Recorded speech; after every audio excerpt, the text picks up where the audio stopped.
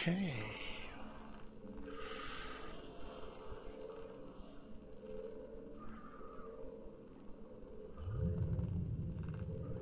Okay, we're live. Fantastic. Okay, it's me, Commander Baron von Zewski, coming across the intergalactic interstellar relays, because I'm fairly certain that's the thing.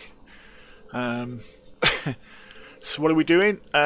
Well, we've come back to the Guardians, because we're looking at brain trees and doing a spot of relic hunting for the Ram Tah's last Hurrah community goal. So I got a bunch of crazy motherfuckers with me. We got Commander Mordu, say hello. Hello. Commander Symbol, say hello. Well, hello. And we got Commander Chris T, but he's kind of muted at the moment, so it's all good. I'm sure he's waving from where he is. Yes, I'm here. Thanks. Oh, there you go. So we're just messing around, enjoying. What are we doing? Well, if you look in the description of this video, you will see where I am. I'm in this little place out in the sticks, and the strange sounds that you can hear on the oh, it's just gone very quiet because it's gone to the live cam. That's good. Okay, so the strange weird sounds you can hear are literally the brain trees, and there they are. I don't know if you can see that. I'll try and zoom in a bit more. There we go. Now they're making a bit of noise.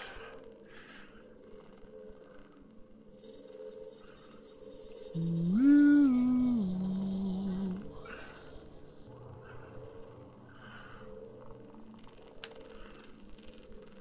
There's a brain tree.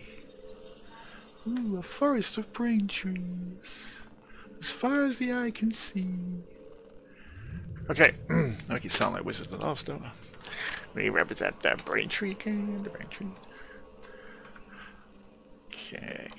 I've been to a brain tree. Is that where you were?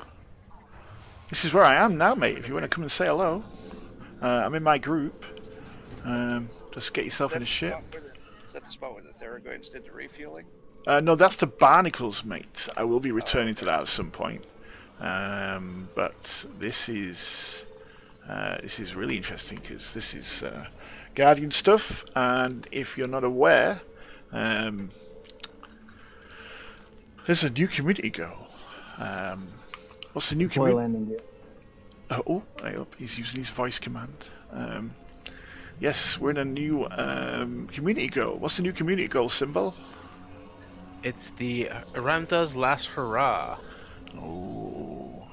So he wants to get as many Guardian relics as he can get his hand on. Yes. So, how many have you put in so far? My first load was for 88 units. Basically, I ran out of fuel for my SRVs, so I couldn't get my full 96. Ooh. And I'm currently just at 84, I think.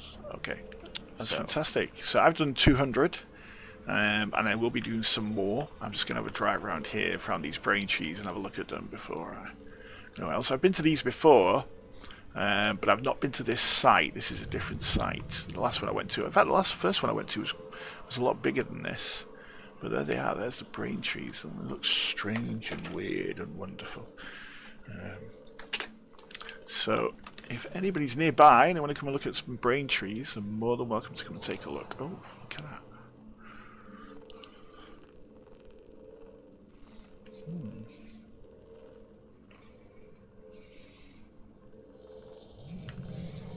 Weird and unusual brain tree. Hi, Tybread. Tybread's just joined our wonderful server. Welcome to the Magpie Mafia, Tybread. Welcome.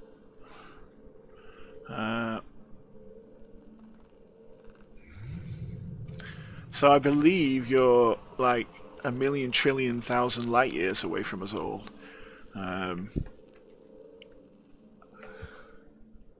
Ooh, that's going a bit dark. Okay, let's go look at this one. Look at that one.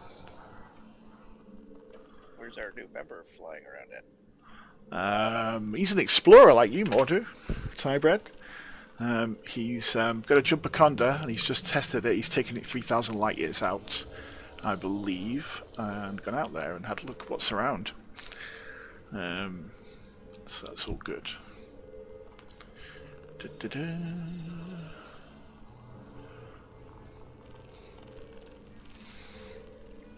So, what are the brain trees? Does anybody know? Has anybody got any speculations as to what the brain trees are? If you're watching and you've got speculation, jump in, let me know. Oh.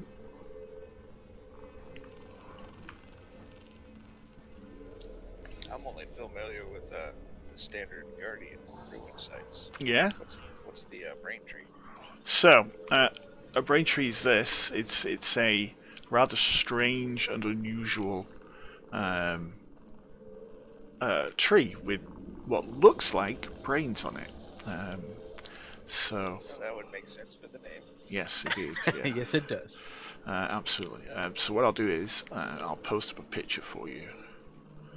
Might.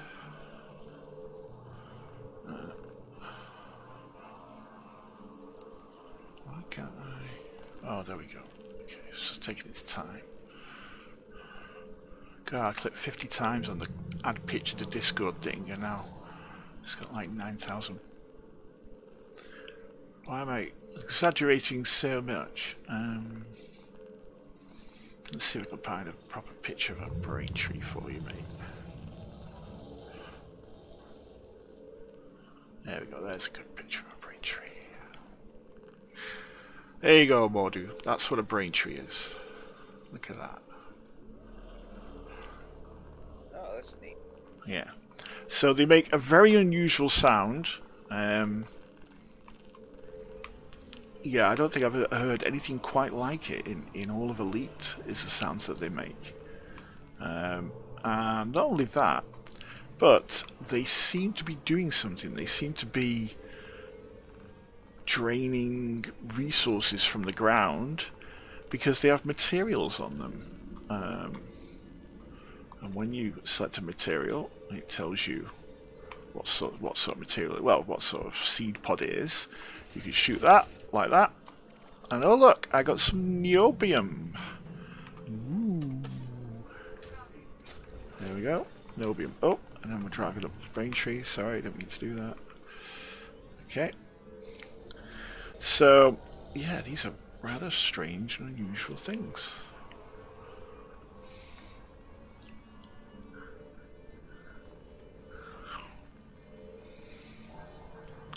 There's another one over here. Let's go and have a look and see what's going on.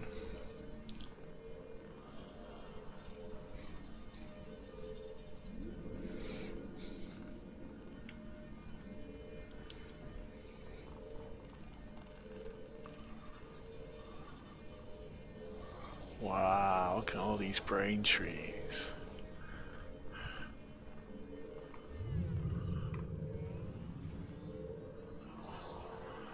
And there's a correlation and a link between these and the Guardians, because there is a saying that where there are brain trees, there are Guardians, and vice versa. Where there are Guardian sites, there are brain trees. Oh, don't tell me I've already got stuck. Okay, I've only been here 5 minutes and I already got stuck. Look at that. Let's take a look at that, eh? Okay, let's see how stuck we are with this wheel now. That's quite humorous. Okay, I managed to have embedded myself into... Oh, I can't get a good shot. There we go.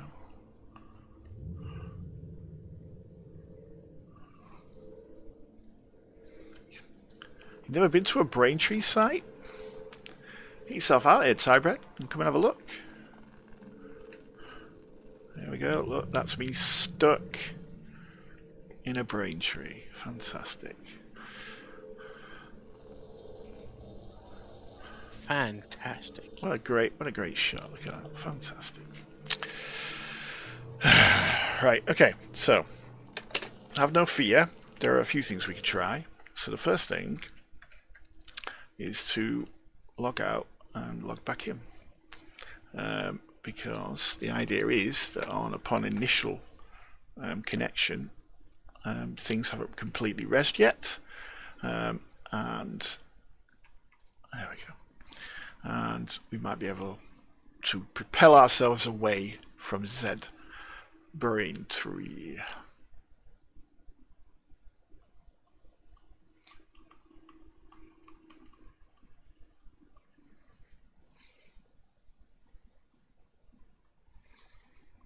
Just as soon as it connects.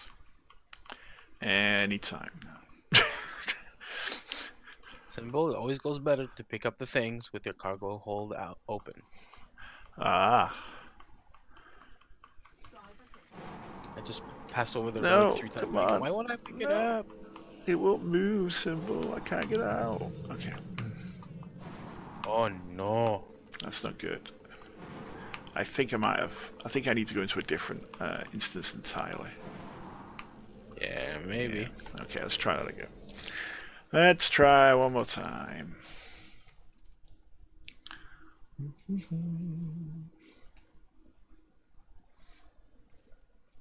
So we're going to solo and see what happens.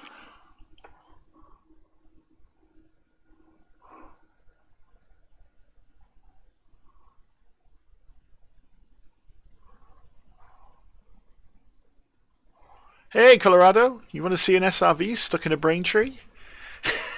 Hey, Colorado.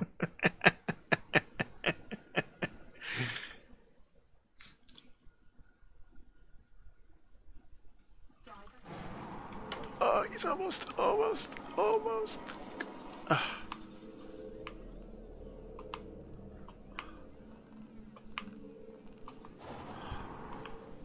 Look at this. Nowhere. Nope, can't get out. Can't get out.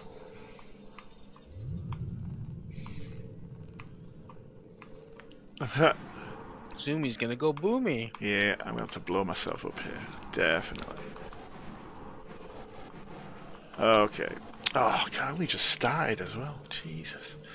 Right.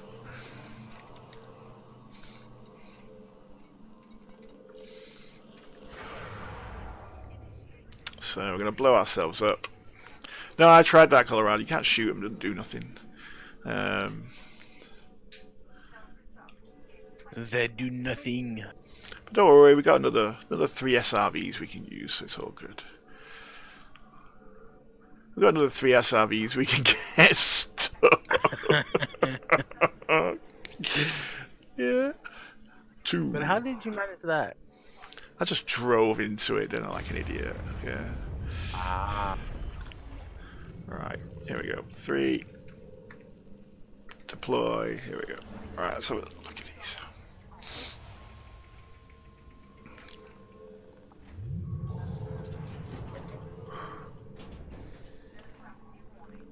Okay, there we go.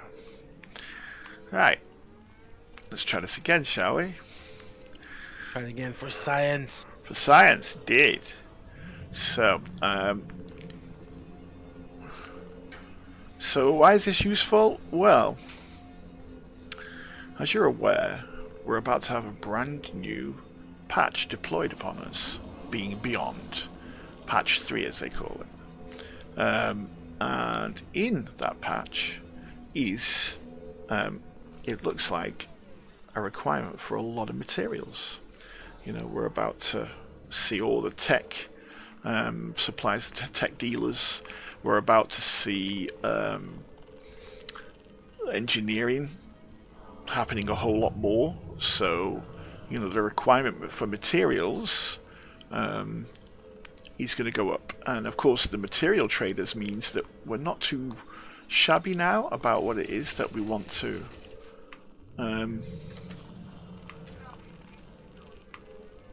have in materials. Now, if you want to farm materials, a good place to do it. Oh, my material storage is full. That's good news. Is here. in the brain trees, because they quite literally have materials hanging off them. So get yourself out to a brain tree site, drive around, shoot some of the things that are hanging off them, and lo and behold, you'll have a bunch of materials. That's what's really good about them. As I said, they're completely connected to the Guardians, because where there are Guardian sites, there are brain trees, and where there are brain trees, there are Guardian sites. So if you find a brain tree and there are no Guardian sites around that you can see, have a good look, because you may discover one. And vice versa. If you need to know where all these are, go to Canon. On Canon's website, they have an extensive list of exactly where all these are, and where you need to go to find them.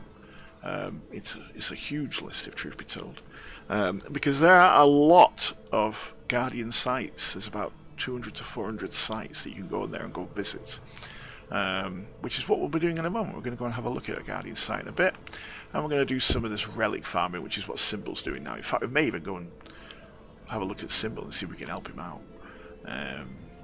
So let's have a look and see. But here we are in the Guardian Braintree Forest. What are they? Well, I think these are the ways that the Guardians used to mine. They would build these trees. These trees would drain resources from the land around it and produce materials from them. So I think this is the way that the Guardians used to mine things. This is their technological answer to mining, whereas we would get huge mining machines and go to asteroids and pluck stuff out of them, which I'm fairly certain they would have done too. They also had these, and I think this is how they would have got all the materials they needed. Look at that one. That one's picked up. Oh look, that was my destroyed SRV. Sure, that shows just how much I was lodged in the tree. Yeah. Oh yeah, you were stuck in there. Yeah, have you seen that? Look at the bloody thing. Look at that. It's still there. Even when I blew up, look, all it is a tire on the floor. What's going on there then, eh?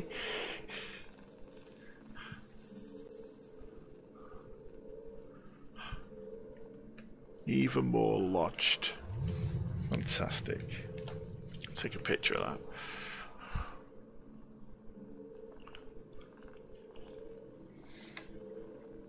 that. Excellent. Okay, so yes, that's what I think the brain trees are. So that's all weird and wonderful. Fantastic. Okay, good.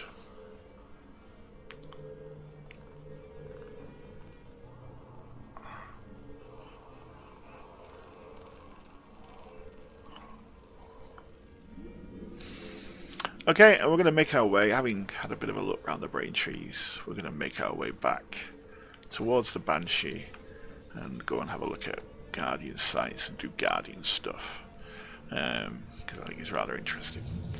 Where are you, Symbol? We're going to come and visit you. It's the first site. Oh, the one that I went to originally? Oh, do you know what? I'll just. I think so, yeah. Which group are you in? Oh, because you'll be swapping anyway, won't you? So that's not so bad. I think I'm currently in your group, actually. Are you? Okay, that's alright then. Well, I'll wing you in a moment and start coming, weaving my way towards you. There we go. Nice little brain tree. You're still in solo, I think. Oh, am I? Oh, okay, no worries. Don't worry, I'll swap over in a moment. Ooh, a big rock. I didn't see that.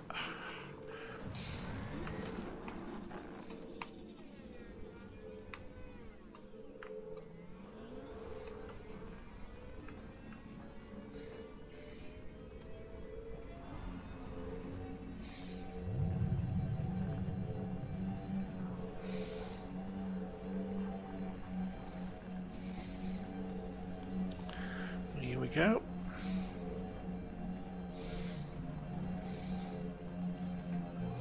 Back to the Banshee. I posted it in the YouTube. Oh, that's where you are. Okay, right, cool. I'll make my way towards there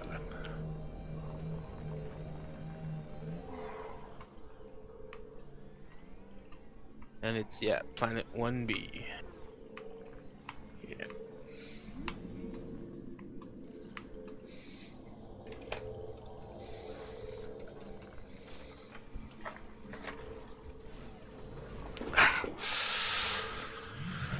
Here we go.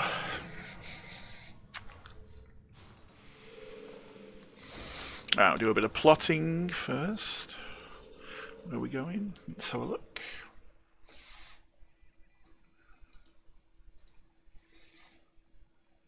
Oh.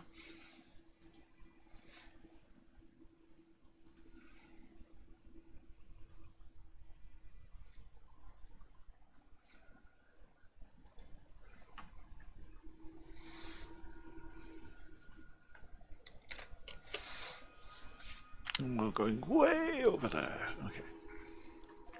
It's not too far away. Okay, well, cool, there's a fuel star. Okay, so we'll plot our course to the fuel star, do a bit of fuel scooping, and then we'll be on our way. And up we go.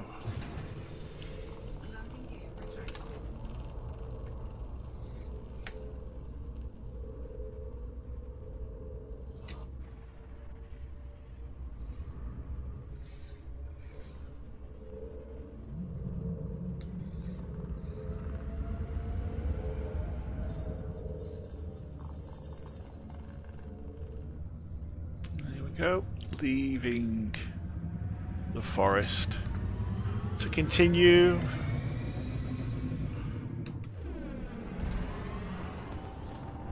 its process of draining resources out of the ground and making its way.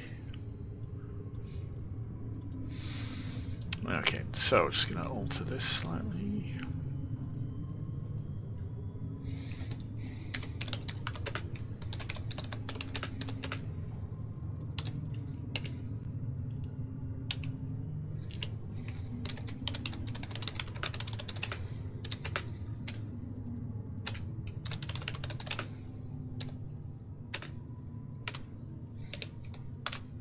There you go. Okay, so just edit the description as to where I'm going now.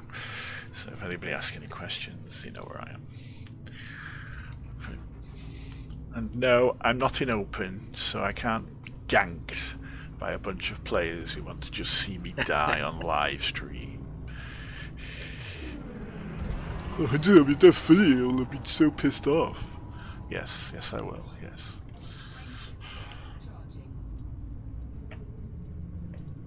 I don't even think I would be pissed off. I'd be more just like exasperated. Yeah, yeah, I'll be, yeah, you're right. I'll be like, why? Why? Why? Yeah. Yeah.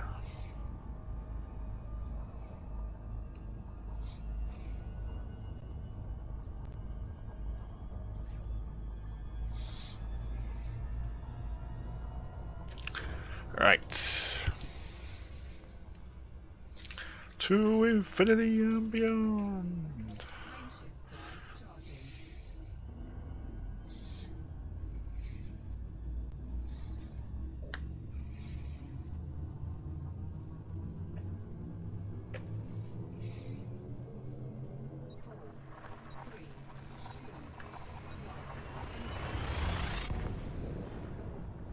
And away we go. Ooh, look at a scary witch space.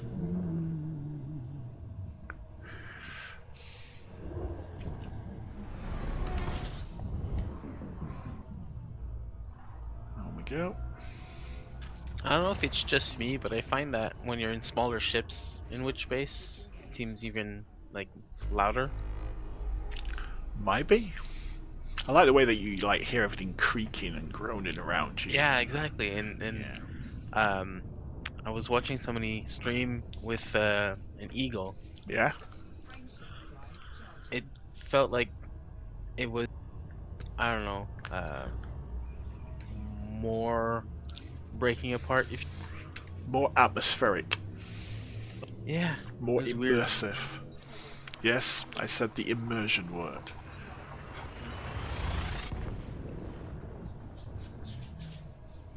It's fine. It's not an evil buzzword anymore.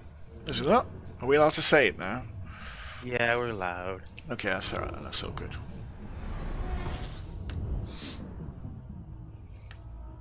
No, the evil buzzword is still systemic.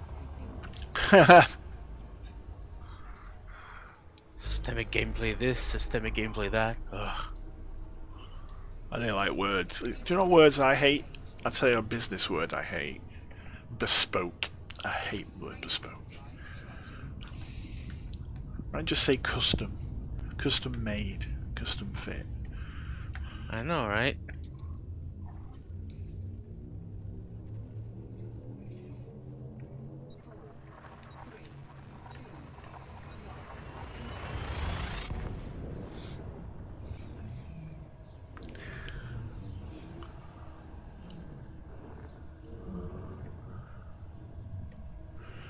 Okay, are we still... Oh, I guess we are. Oh, bloody hell.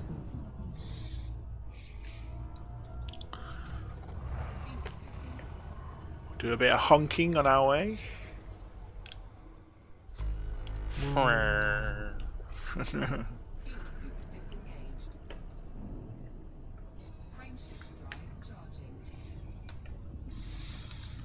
So the region of space that we're in, there's a lot of Guardian sites here. And therefore an awful lot of brain sites too. I think there's about 200 brain tree sites that have been discovered so far, according to Canon. So yeah, there's a lot out here. A lot to be seen, that's for sure.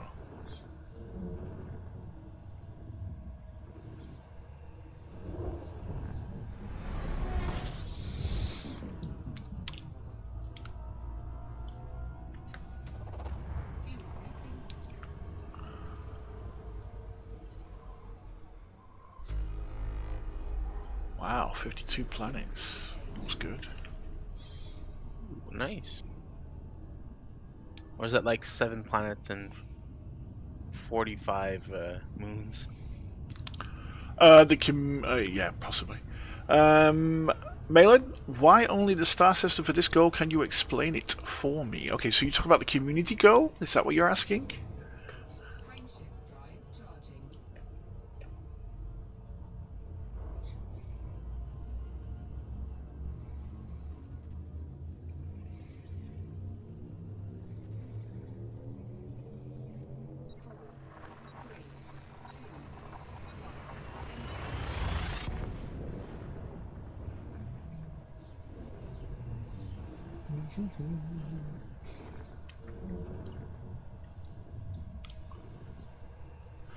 Okay, well, you can do this community goal at any of those sites.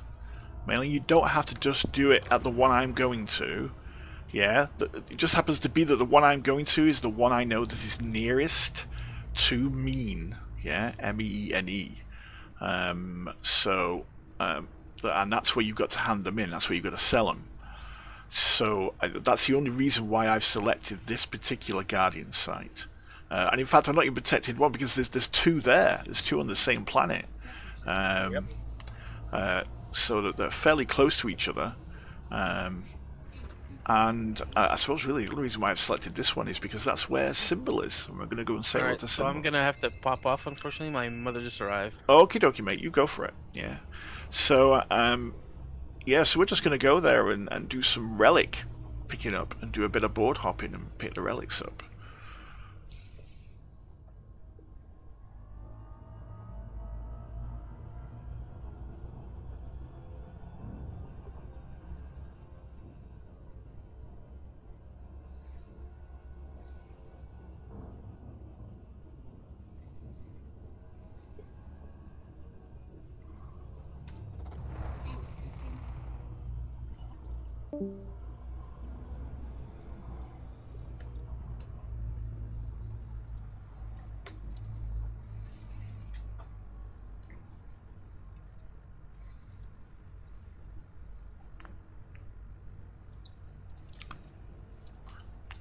Do you know about the Relics, Malin?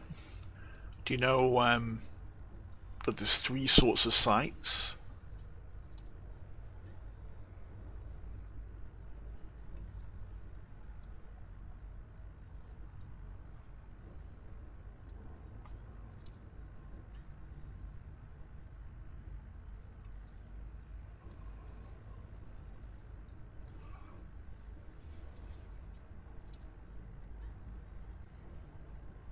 Good.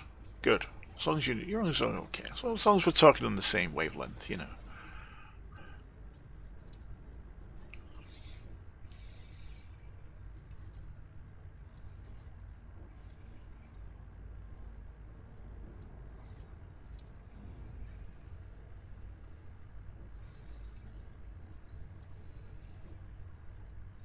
That's fine. Yeah, you can do that, mate. Yeah, like I said, there's about 400 of them, you know. There's a lot of them. Yeah, so find a place where you've got maybe two or three on a planet, and then you can go and land down and just start collecting all the relics and orbs and tablets and all the rest of the stuff that you need for the community goal.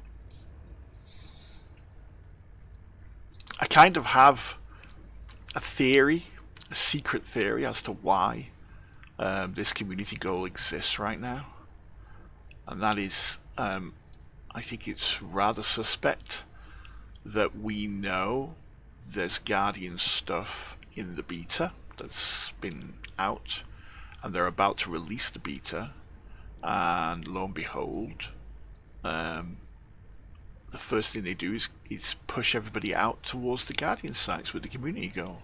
It's almost like some content's about to drop.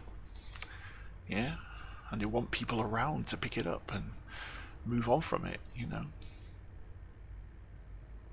Did we lose Symbol? Yeah, you have to nip away.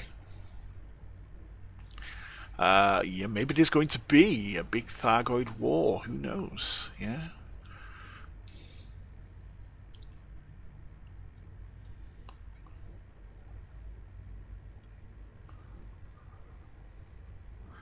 Cannon are locating a Guardian lost ship? Really?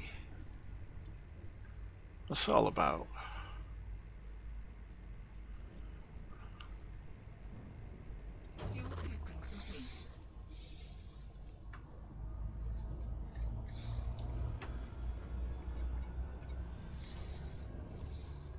Oh, they're searching for it, yes. Well, they're searching for a lot of things. They're out there doing their thing. It's not all that hard to go and join them, actually.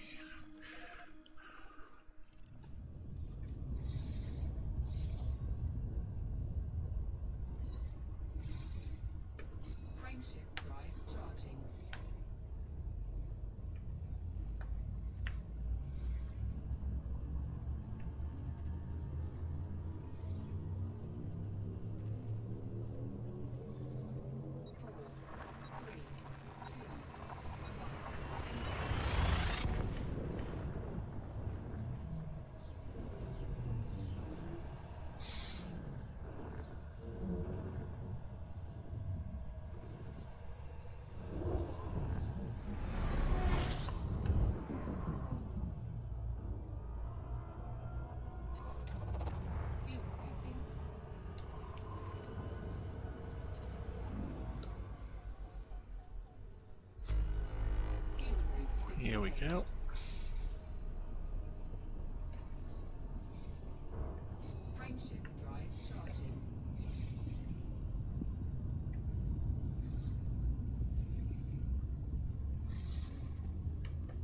Almost there.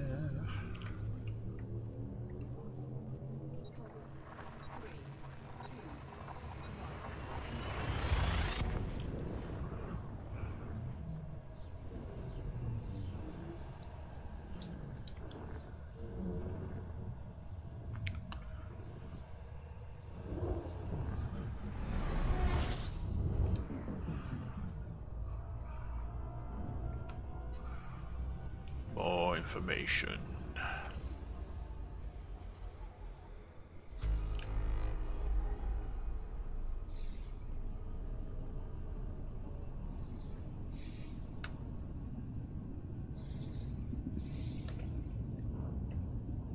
After I dump off my data, I may have to take a little jaunt over to the east side for a while. Yeah? See what's kicking around over there. You do some clocking up some light years there, Mordu. I've put down 30,000 in the last 3 days. Wow.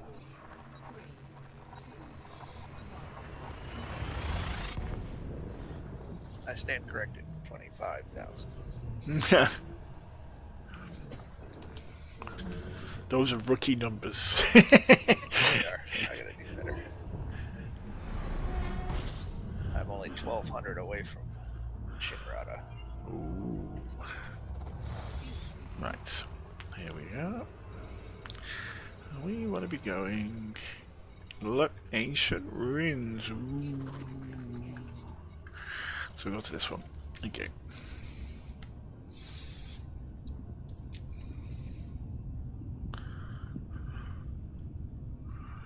So if you're interested in doing the community goal, Ram Tah's last hurrah, then I will show you how it's done. You get yourself out here to the Guardian site. The one I've posted up there is the nearest one, I believe, to Mean, M-E-N-E, and quite literally you do what I'm doing. We're going to go down, we're going to collect some relics and stuff, put them in the hold of our ship, and do that for a while and drive around the Guardian site.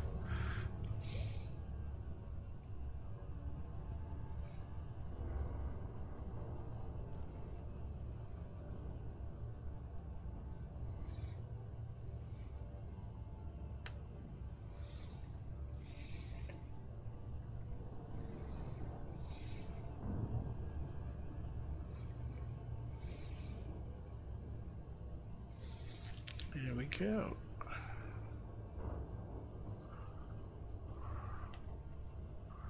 Fly past that very pretty little ringed gas giant and start making our way towards the ancient ruins. It's time to don our Indiana Jones hats.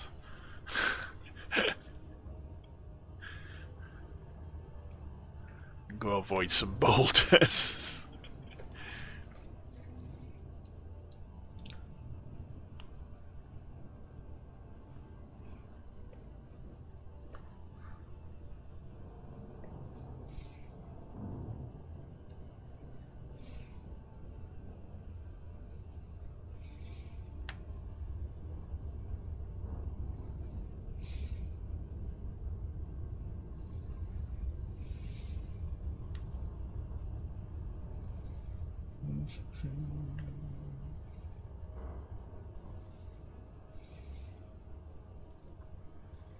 Oh, here we go.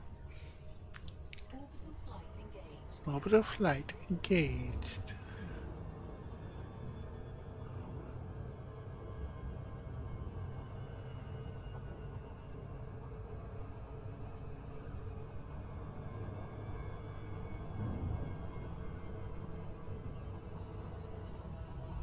Oh, let's do a bit of gliding.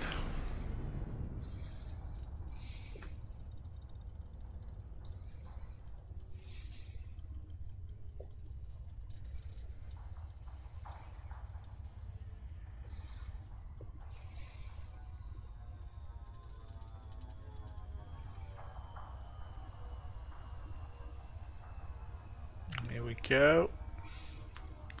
There's our ancient ruins. Ooh, scary.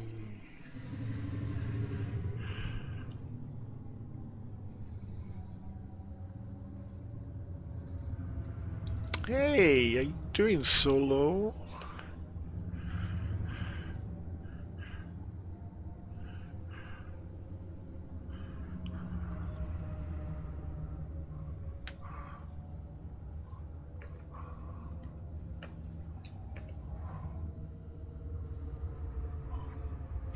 So I'm just going to slow down a little bit and just kind of take in all of this because in Ram Tah's details he talks about how when they build these bases, the Guardians, they built them with kind of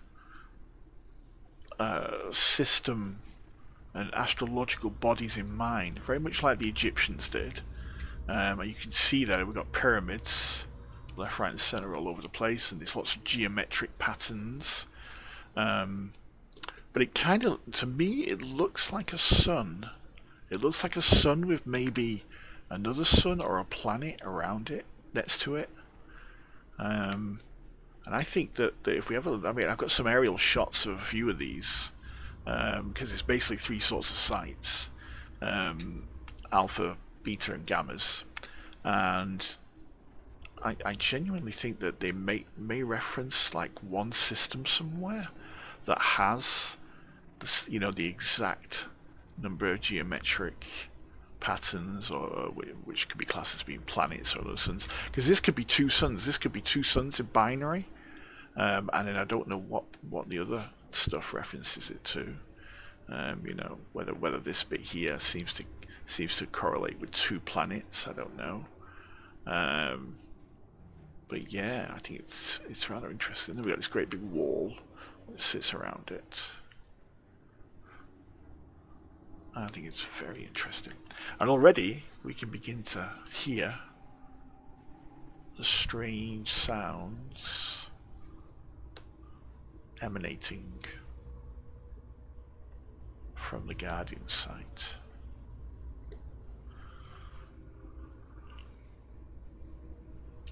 So what we're going to do is we're going to go over here and try and land the cutter.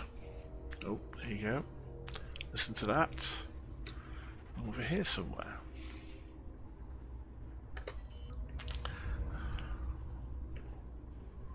And you want to be careful because, you know, by putting the cutter right in the middle of the base, I'm actually removing my ability to jump and shoot. There we go. So we get a bit more flat ground now. If I can move a bit more forward, that'll be good. There we go. Bit more. Bit more. Oh, there we go. That's about us. Okay. Maybe just might be able to edge my way forward. No. Oh, yeah, yeah. Just a little bit more.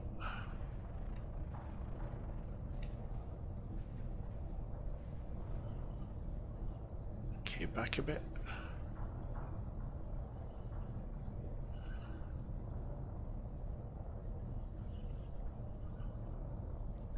There we go. So just bring our nose up and bring ourselves down. There we go. So let's see how we do now.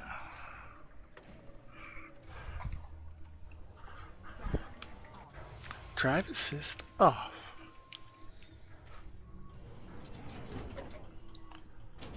Down we go. Now I think I'm in. Oh, I'm still in solo, so I'm going to move over to the private group.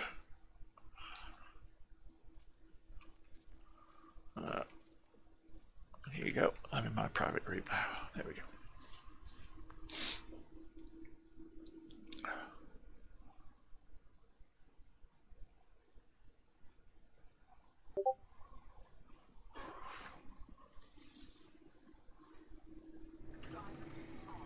Oh, okay then, Chris. Thank you very much for that. I'll make sure that gets updated. Okay, no problem. I gotta make a run to pick up a few outfitting things for my Anaconda before I head your way, but I'll be heading your way shortly. Okay then, mate. No problems at all. Okay. So let's go have a look around the Guardian site.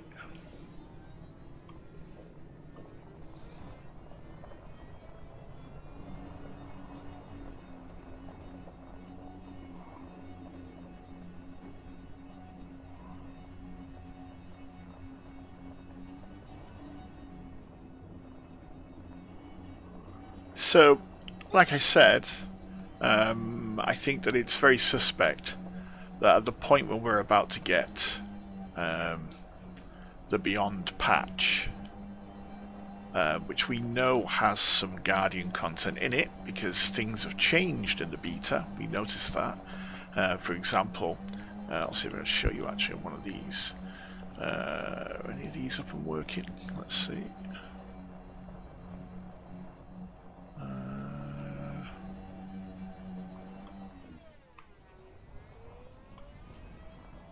I don't think any of these are actually live. Oh, that one is. There we go. There we go. So.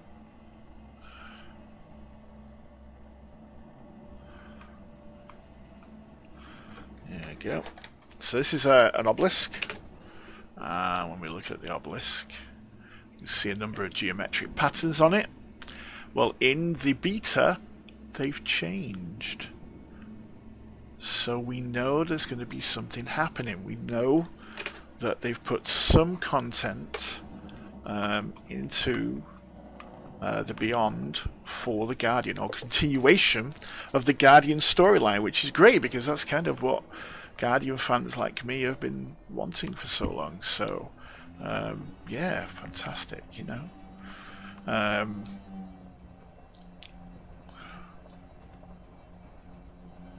So that's pretty awesome.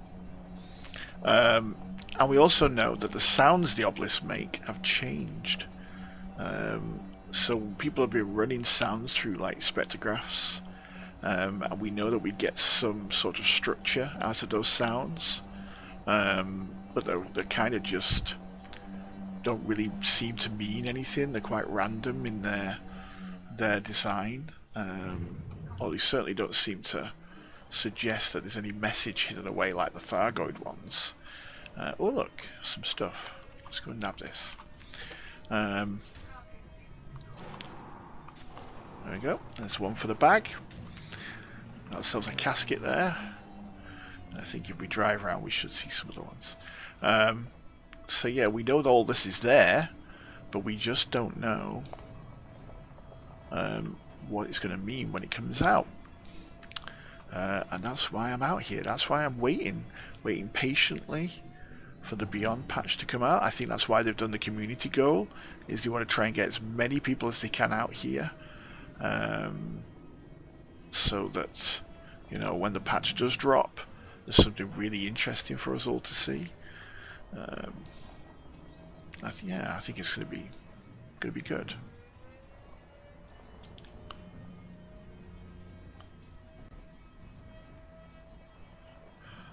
Look, there's another one.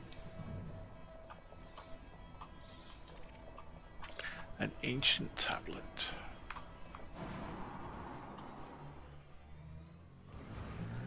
There we go. So we can probably drive around now, go back to the ship and drop them off.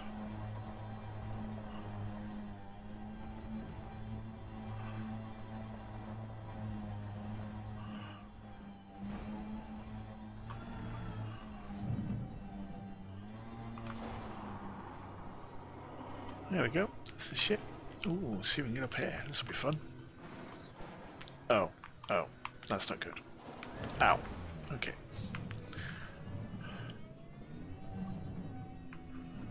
Maybe putting some pips into engines would help.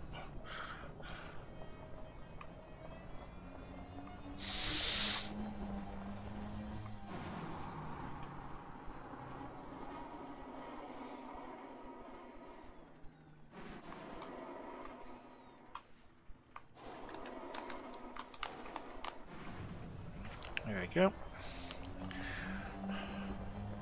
We're going to drop these off.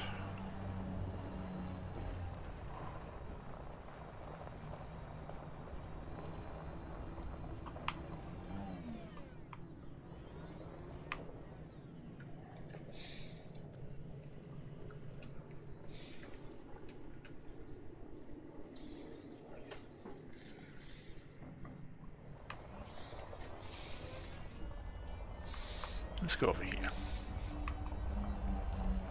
Oh. Oh, really? Oh. That's interesting. Let's get me gun.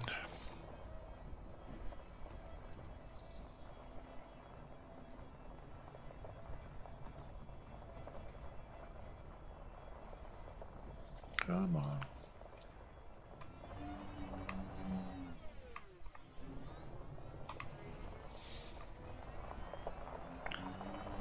There we go.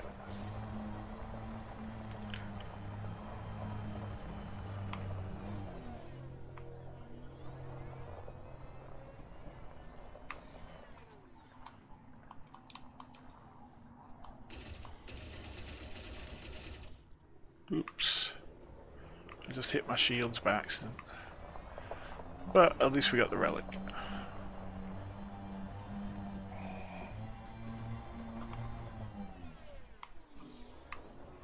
There it is.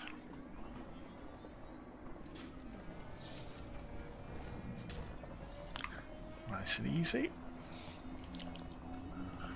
Let's go find something else we can take.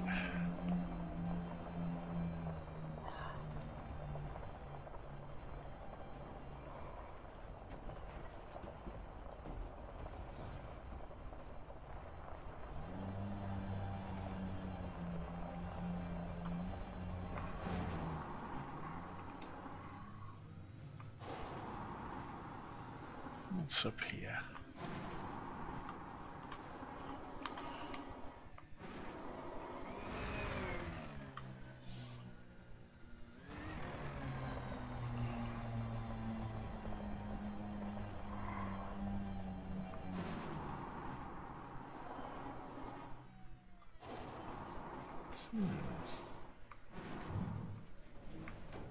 Oops, daisy.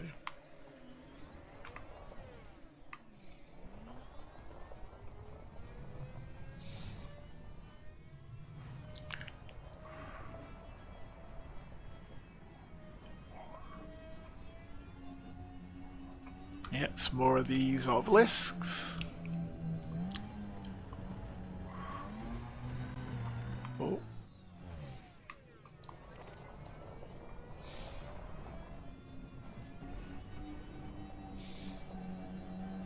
Now, I don't think this is a good site for doing this material gathering, doing this relic hunting. We might have to try the other site. Basically, I'm doing a lot of travelling here for very little.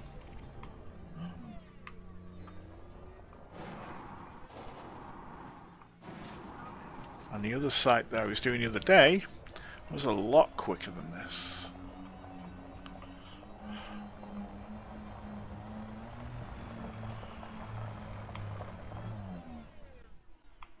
Whoa, what's that?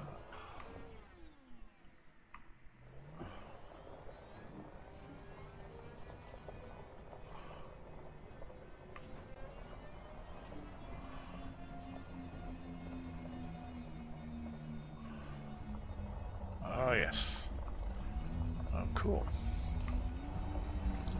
Yeah, what I might do is move my ship over here. Yeah. Oh, there it is. Yeah, there's more stuff. Okay, yeah, we're going to do that. Okay, we're going to go back to the ship. And we're going to move our ship over here, because there seems to be more stuff over here. Ow. Right.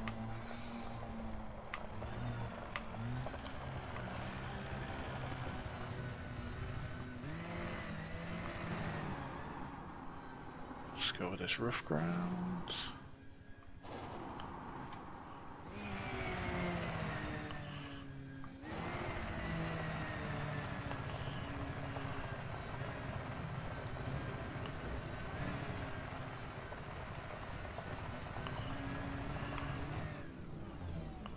Missed that by a mile. Okay.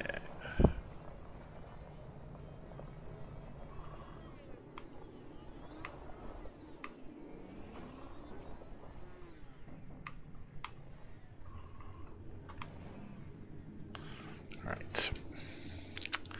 So we're going to board and just move ourselves a little bit back a bit so we can get a few more relics.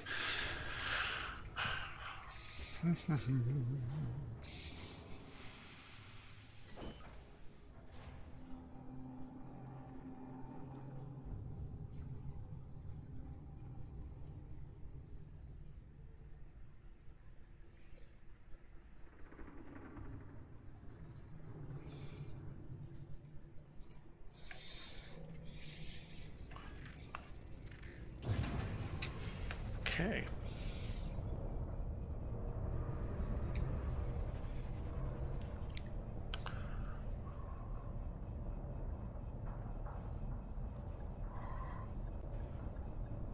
Right, what I want to do is go a over here.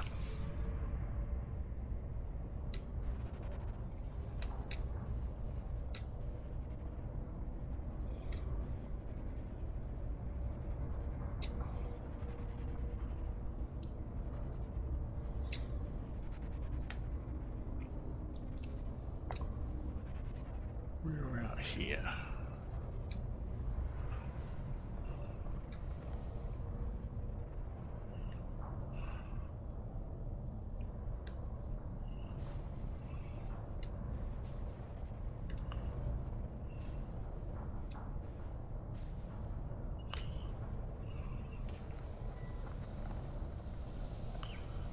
If I can get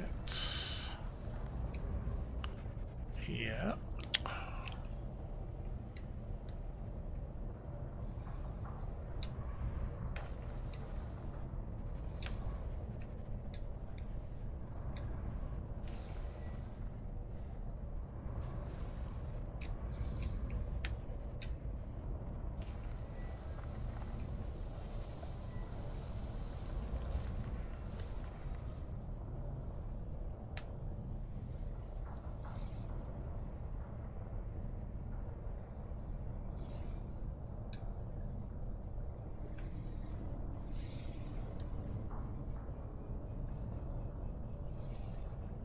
I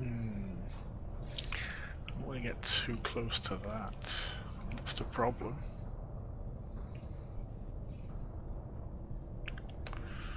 Maybe if we go over here. Oh, there we go. That's getting good. Yeah, just over here a little bit.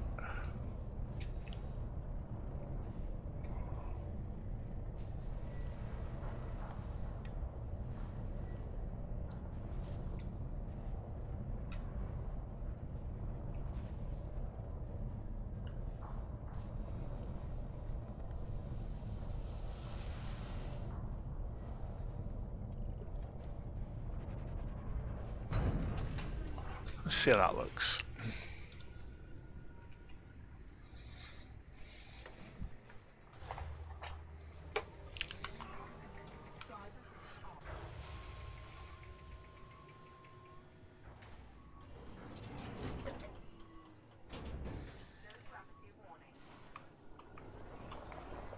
Right, so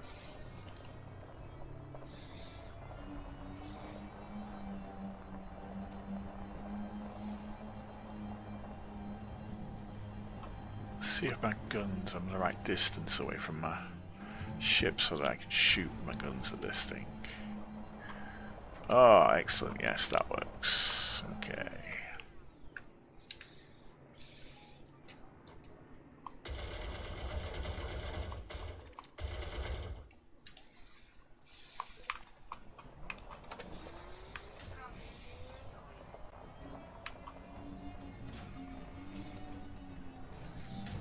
I think there's something up here too.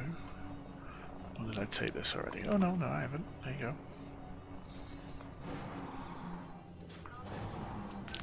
Now, definitely see, now that's what I'm after. I'm after so I can get all these nice and quick and then run back to the ship. And this is the problem. The problem with this community goal is that it's a bit labour intensive. And I think that will put a lot of commanders off doing this. This is a bit of a shame, really. But yeah, it's not your normal run-of-the-mill, just fill my hold up with as much junk as I possibly can and head somewhere else and sell it for a ludicrously high amount. No. Requires a bit more of effort, I'm afraid. But it's doable. It's doable. Okay.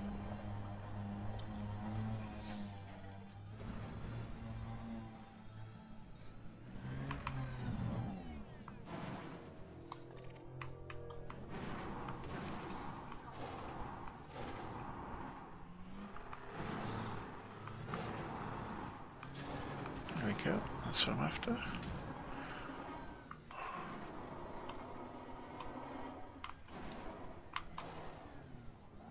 Now I think there might be Another... Oh, there it is. Another relic over here.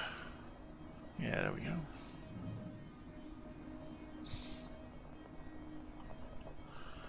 Fly towards these.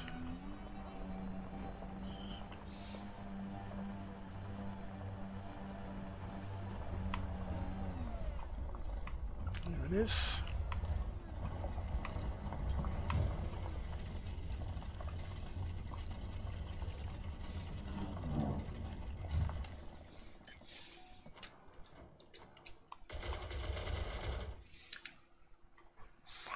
And once more, you get to fill our hold up. There you go.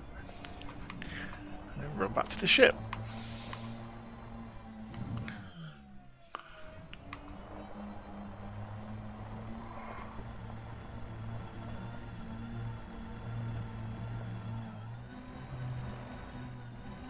So when the patch drops and we get beyond chapter 1 3.0, I want to be here. I want to be in this Guardian site, so I can see straight away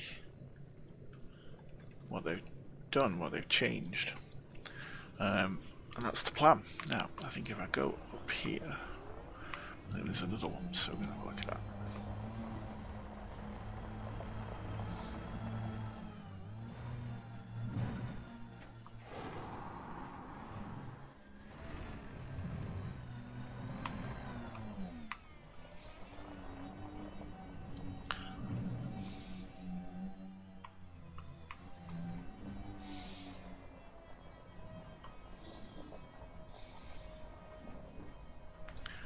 So we're going to go over here.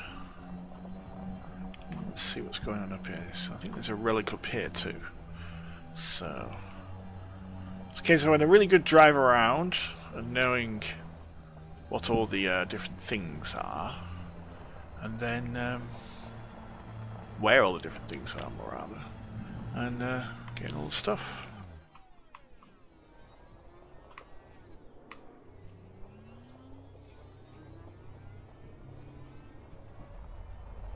There we go.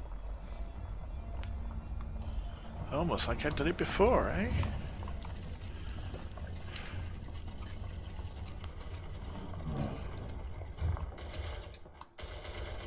Boom.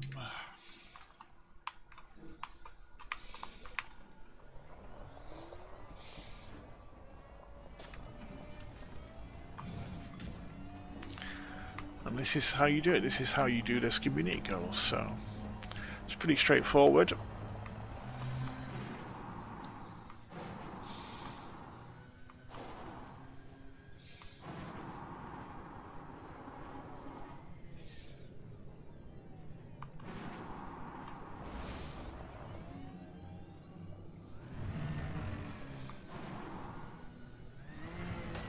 Ow!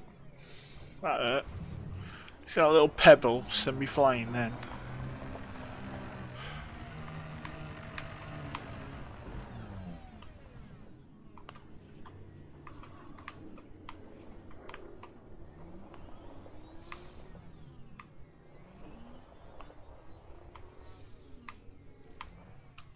There we go.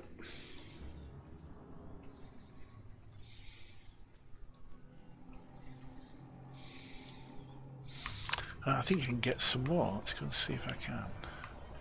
There's some more around here.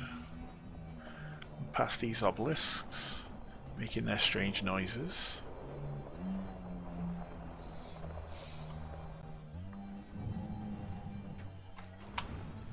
Let's just do a complete 180. Let's try that again. Okay, here we go.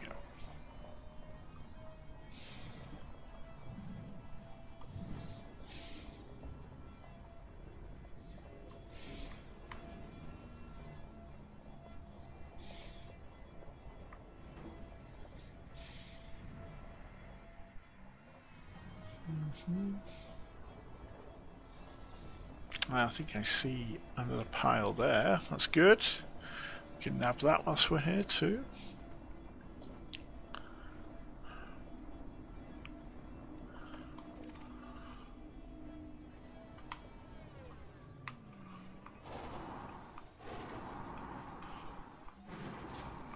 There we go. That's that nabbed. And I think I saw... Oh.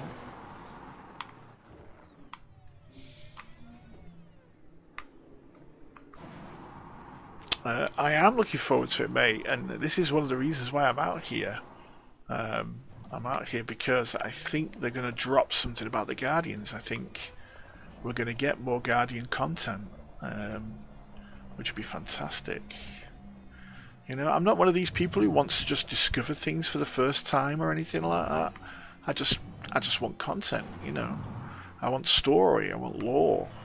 And I think that right now, other than like working with the minor factions maybe, I think this game lacks story and lore. I really do. People talk about game mechanics and everything. Well, that's great, you know, but the vast majority of game mechanics seems to be orientated towards one thing, and that's earning cash. Now, I'm not being funny, but I'm good at earning cash, me. I know how to do that without grinding, without burning, you know, time and all that. I can do that. I can earn hundreds of millions of credits just by doing normal stuff. So I'm not too bothered about, you know,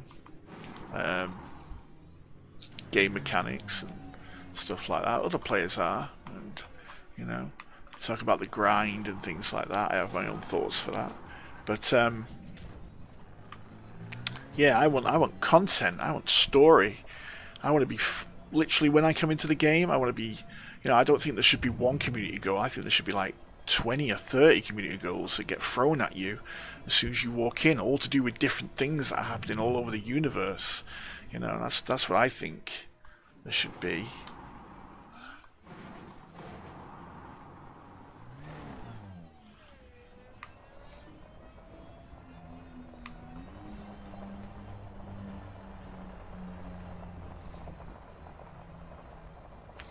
And I think that Elite's one of those games that's actually got the capability to do that, you know.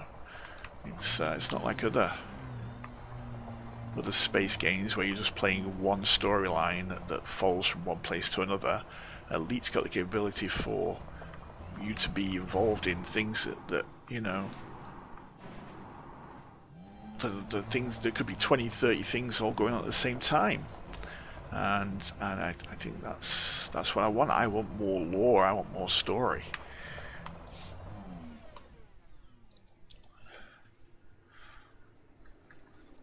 So yes, I'm thoroughly looking forward to the Beyond 3.0 patch.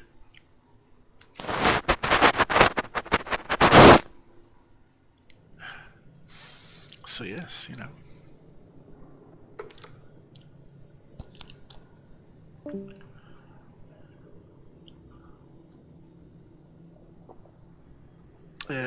More content would be good. I wish there was a better way to tell players what's happening in the galaxy, where they could get involved. Well, do you know what, Turbid?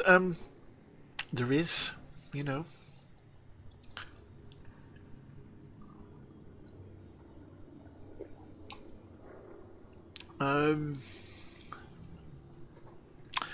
People go on, Turbid, about Galnet, and you know, they talk about Galnet and how poor it is.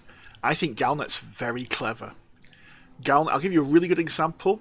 A couple of months ago, or maybe last month it might have been, they were talking about how, for no apparent reason, both the Federation and the Empire sent ships to a particular system in Thargoid, you know, in the Pleiades. And they were doing that to protect, you know, Thargoid advancement, to stop Thargoid advancement. For no reason, and there was nothing in this system, you know. And I thought to myself, that's a really clever way of doing things, because they're saying something's happening, and they're not telling you why, and you need to go there and find out. Now, to my knowledge, I don't know anybody who went there and had a look and you know, hanged around that place to see if there was something they were protecting that we didn't know about, you know. But there was a way of them doing it, and I think that's really clever. That's a really clever way of bringing story into the game. That's a really clever way of doing things. Hurrah, the game's lore is hidden. The books on the Frontier store and Intermediate. Yep. I personally agree when it needs to be more mass market and least giveaways into lore to the average player. You're right. I mean, they talk about blazing your own story, your own path. Okay, and I get that because you can do that with the factions, with the minor factions. You can go in there, you know, like chain missions, for example. Yeah. Exactly, Tyrant. You know, you look at the chain missions. You do one thing that leads onto another thing, that leads onto another thing. That's how it should be. There should be consequences to what you do. So rather than just going, well, I'm going to tot up 20 missions and do 20 missions and off we go. Yeah. Now when you take a mission, you have to think, well, actually, what are the consequences of me doing this? When I do this, if I take these 80 weapons to such and such a place, is it going to kick off over there? Is something going to happen? You know, and I know that we're far away from that, but that's the kind of thing that I think we should be doing. It's so easy in this game to go, okay, there's a game mechanic where we go, oh, we'll do this, and that means that I get loads more cash. Well, that's great, but nobody's really thinking about the consequences of the actions they take. Yeah. So chain missions is a really good way of bringing lore and story into the game. You know, oh, well, I went off and I killed that pirate lord, and lo and behold, you know, all of a sudden, that's made a new chain mission, which is, well, now the Pirate Lord's dead, we need to put somebody else in command there, somebody that we can control, and we want you to help us do that. You know, that's blazing your own path. That's blazing your own story, you know.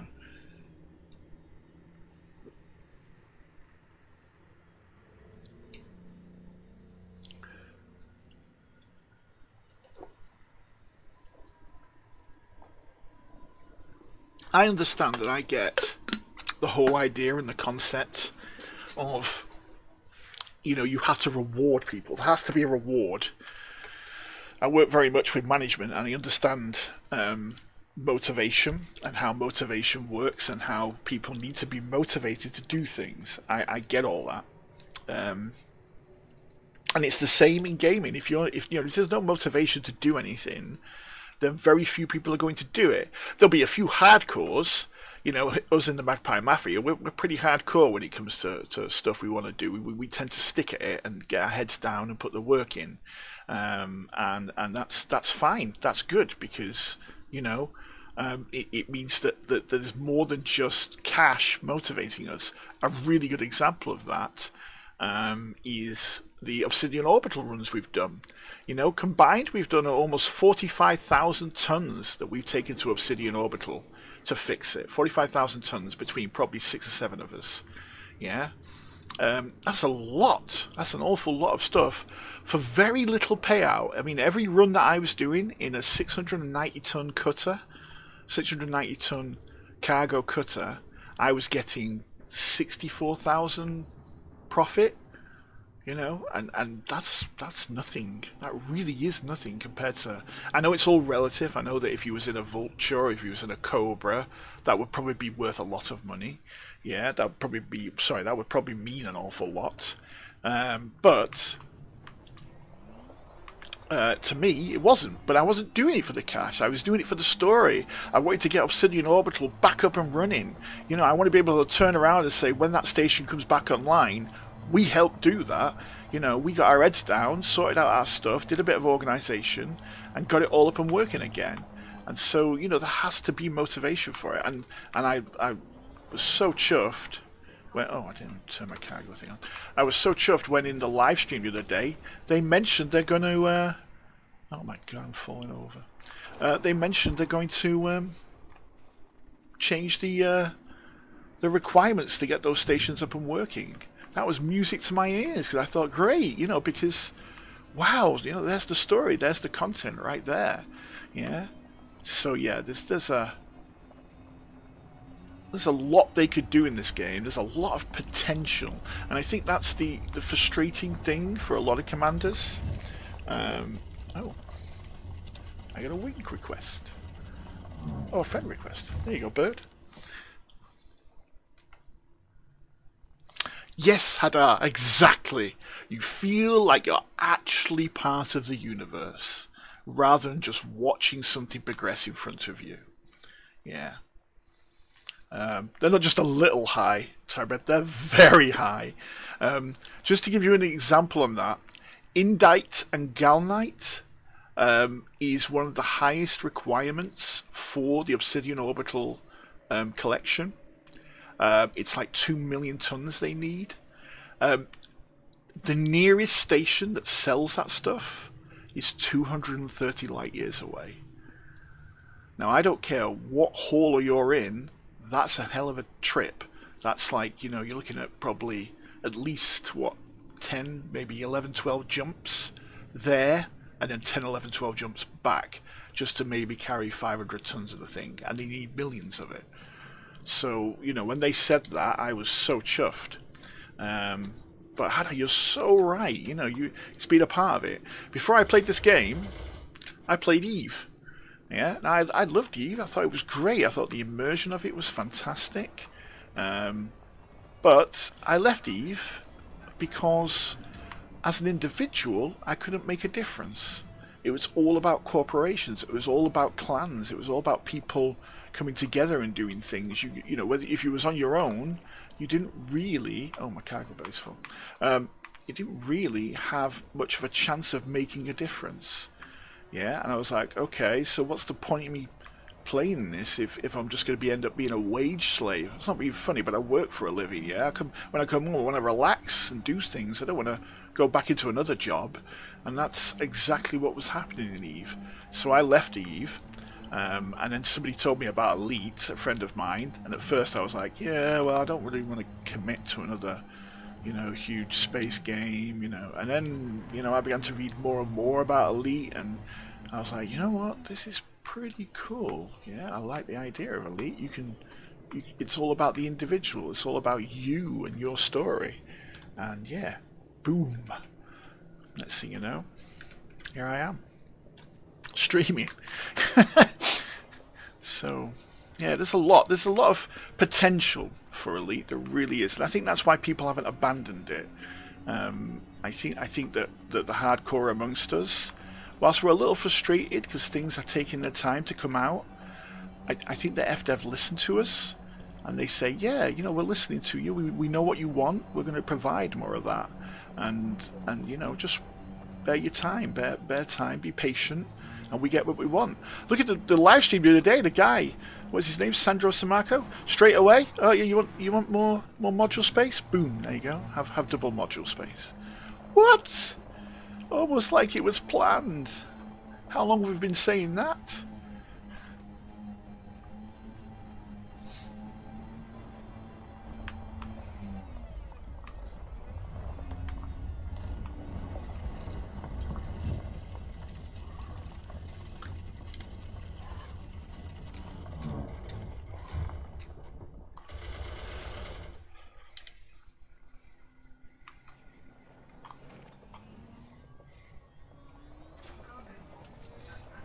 Okay, here we go.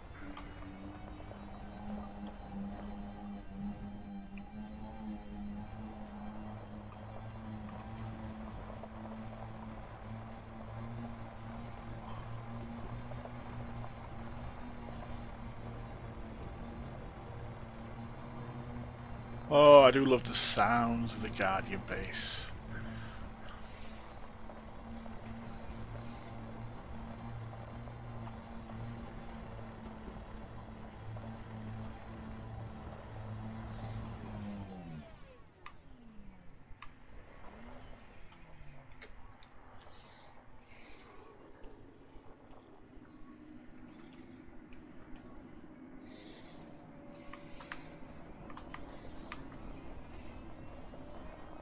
So what do you think, guys? What do you think we're going to get in Beyond? Yeah.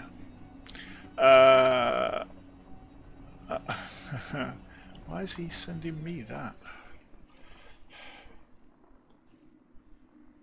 Let's have a look.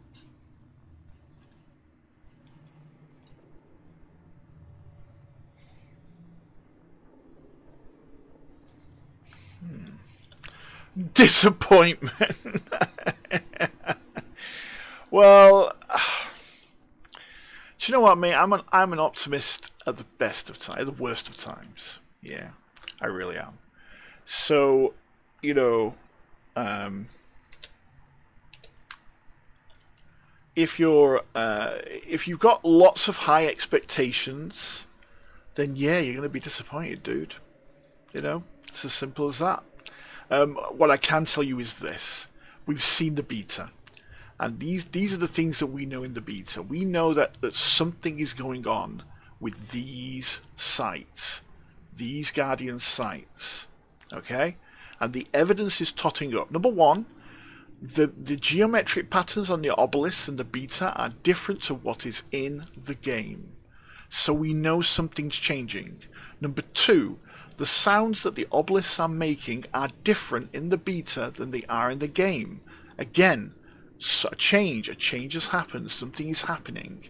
Yeah, so when it comes out, something to do with the Guardian sites is going to happen. Yeah. Number three, why would you put a community goal for everybody to rush all over the Guardian sites and start collecting relics at the same time when we are expecting a Beyond update?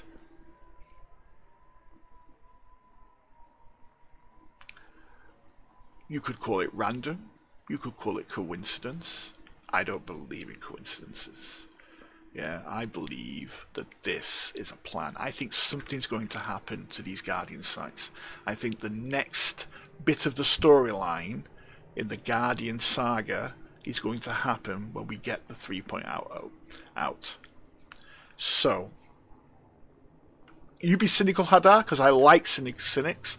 I like people who bring me down to earth, because I'm a dreamer. That's my problem, mate. Yeah, I dream and dream and dream about things and want stuff all my own way. Yeah.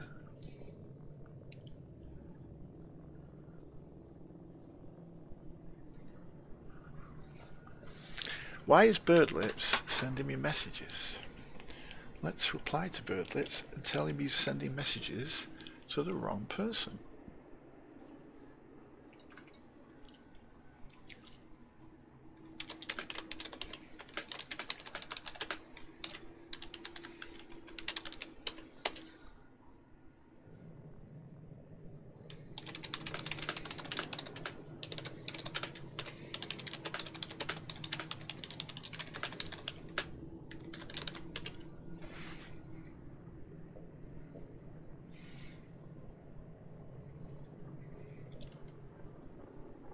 Oh, look at Discord. Okay, right. I need to look at Discord. Clearly I need to look at Discord.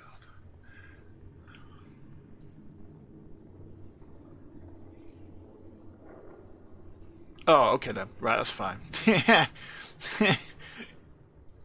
No worries, Bird. No worries.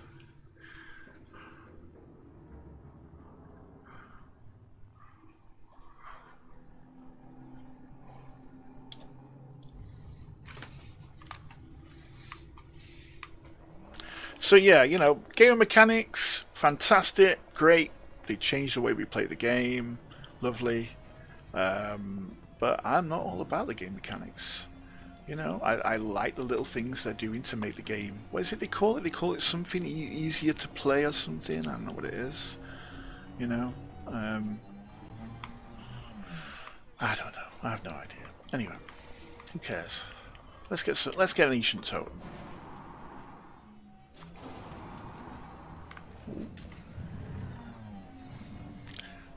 Yeah, but when I saw they wanted people to come out to the Guardian sites for a community goal, I was like, to the ships!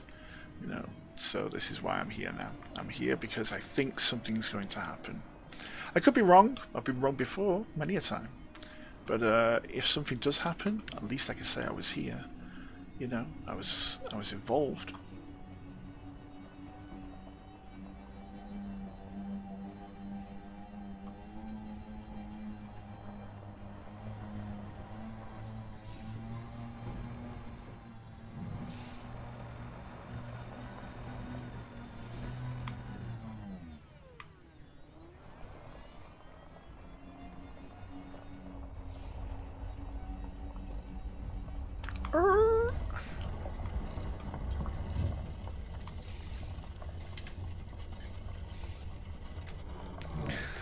Putting my own sound effects now. I've become so complacent with the sound effects provided by by Elite that I have brought my own sound effects. I wonder if I could change the sound files on my game files so that I can create my own sound effects and input them into the game. What do you think? Yeah. Getting the SRV? Me.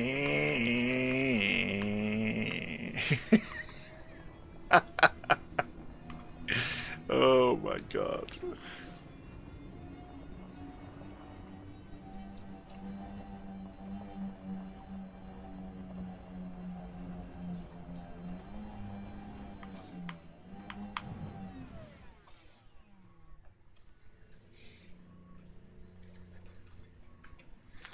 Kill this. We're getting there. Okay. I got 2 more, I think, and then we'll do another instance change. Do you think I'd make a good ship AI? Hurrah, yeah?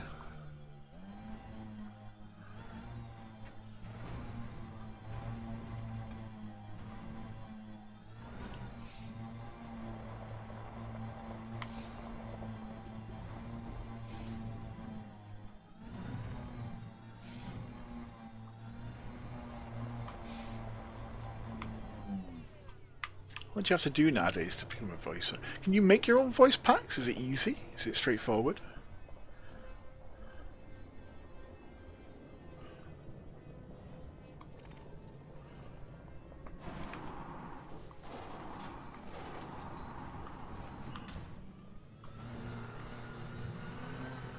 Oh, voice attack. Oh, so you just use voice attack? Oh, yeah. I can see I never played with it. I need to play with it because everybody I know has it, and I've never touched it, so I quite fancy getting the Brent Spiner one, because it'd be really cool to have Commander Data in my, you know.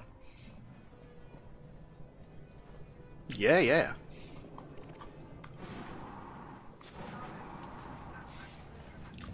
Aha, you read my mind, Hurrah. You read my mind. Just imagine, like, having Commander Data in your cockpit. Landing clear. Deployed, Captain. Yeah, I think I'd enjoy that.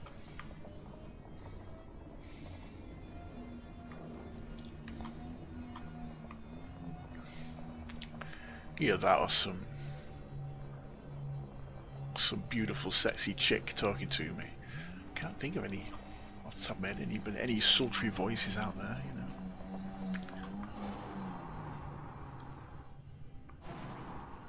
You are John Delancey. Are you sure that's not just because you're a big My Little Pony fan? Solo, yeah?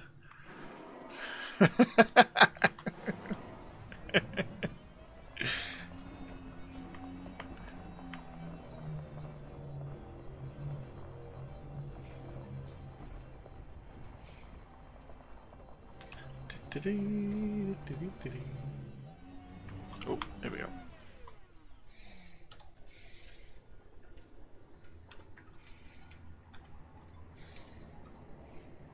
Right, I'm going to change instance.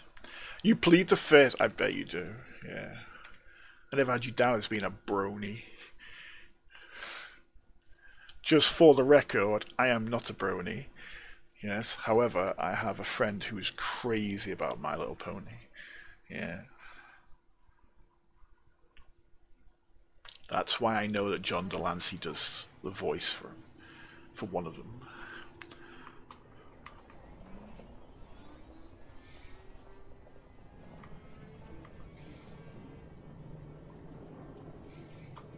Can you think of any, like, really, like, kind of sexy, sultry ladies' voices that'd be really good at a voice attack?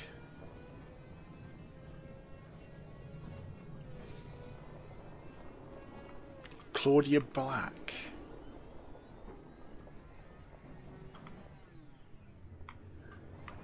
Yeah, apparently he does, Jay. I've been told that. There's quite a few famous people who do voices. for the My Little Ponies.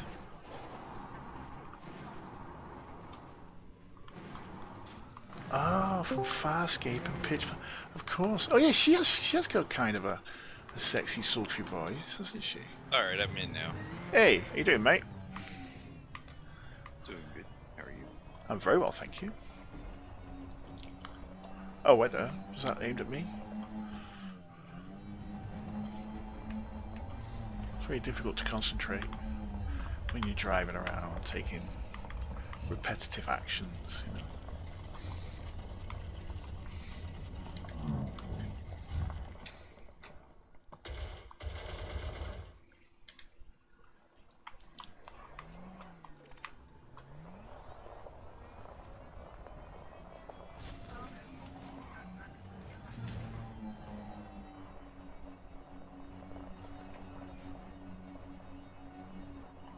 Wasn't there a study done? Oh, Angelina. Yeah, but Angelina Jolie. No, I mean, okay. So she's done some animation stuff, right? So she's like played people in animations. Yeah.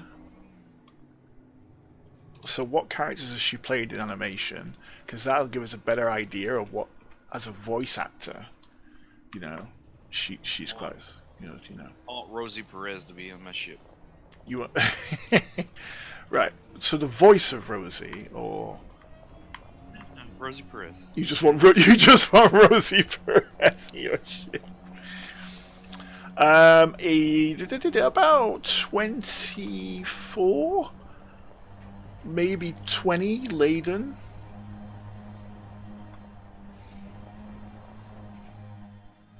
That's going to change, obviously, when the engineers come out. When the new ones, I'm gonna do a complete overhaul of all of my ships, but I'm waiting for the 3.0 patch to come out.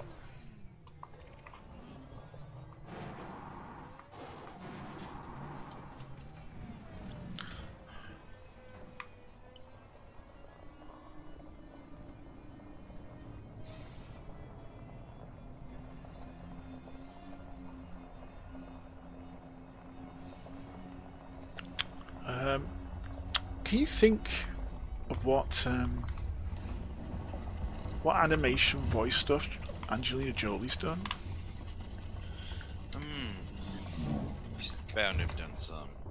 Yeah, she has. She's definitely done some. You know what? I will Google it for you, sir. There you go, you see. The I power like to of do my Google. part. Oh, I have no idea, but you know what? I'm gonna put my neck on the line and tell you in a. Oh, yeah, but she. Yeah, I suppose. Had I? Yeah, she did do Beowulf. Yeah, but she was kind of also in it as well, wasn't she? Yes, she was Grendel's mother. Yes, she played the demon or the demoness.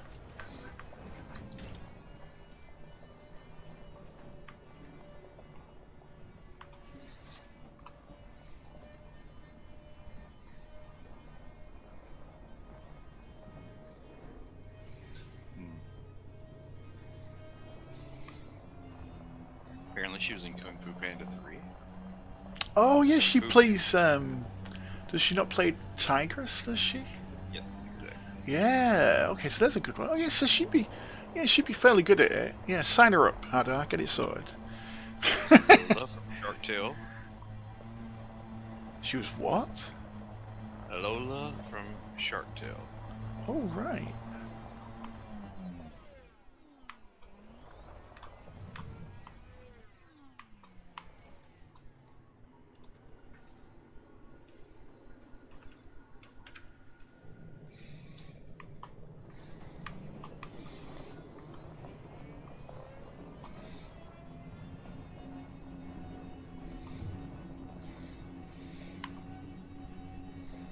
I suppose you wouldn't feel so gutted, you know, if she was the one telling you that your shields had gone down. You'd be a whole lot more calm, which I'm not necessarily certain is exactly the purpose of a voice telling you your shields have gone down. Shields down. Dribble.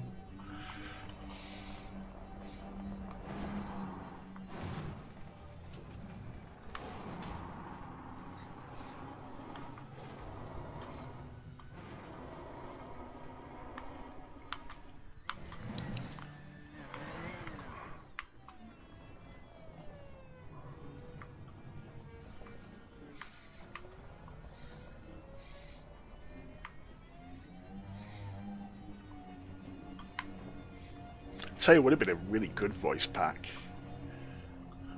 Carrie Fisher, God bless her soul. Well, young Carrie Fisher maybe, but older Carrie Fisher had kind of like that deep, raspy voice. From, you know, years of booze and drinking.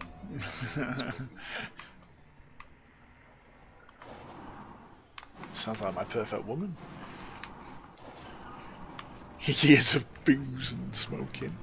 Well, maybe not so much the smoking, but certainly the booze.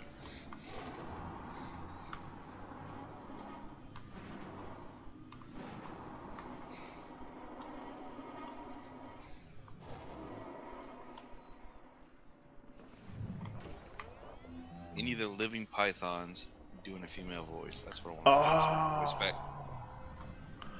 What about Monty Python? What about the guys from Monty Python's doing a voice pack? But they need to do the female voice because there's a lot of yes. Your shields are down.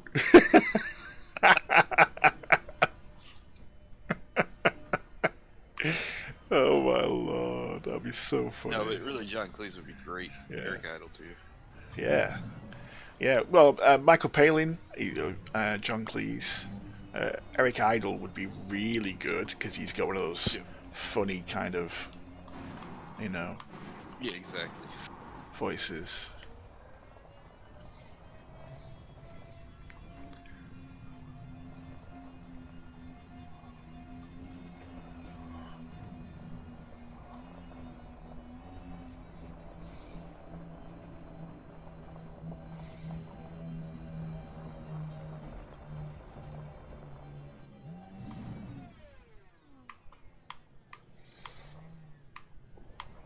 I don't think Mem would enjoy it though, would he? Because he's constantly shouting at his voice attack to shut the fuck up.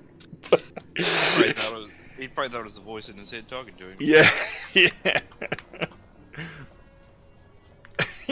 All you hear when he switches that on is, "I have released my landing gear."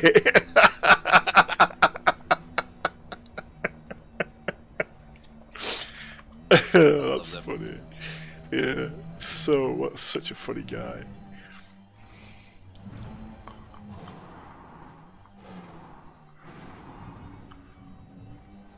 You got voice attack, haven't you? Yeah, but I had to turn it off because something was wrong with it. I need to probably reinstall it. Really? Because it's lagging out for some reason. Alright. Have you got like that thing where you have more than one AI talking to each other? Was it interaction? Yeah, I mean, it's in every pack. You can just turn it on, but I don't have it turned on now. Okay. There's probably an update I need to do. I haven't updated in a while. But yeah, it started getting where to hitch and not do right. It use up too many resources for some reason. Yeah, I bet it does. I mean, it's a pretty lightweight program. It shouldn't be bogging down my system. Ow. I seem to Not have... the system, at least. Okay.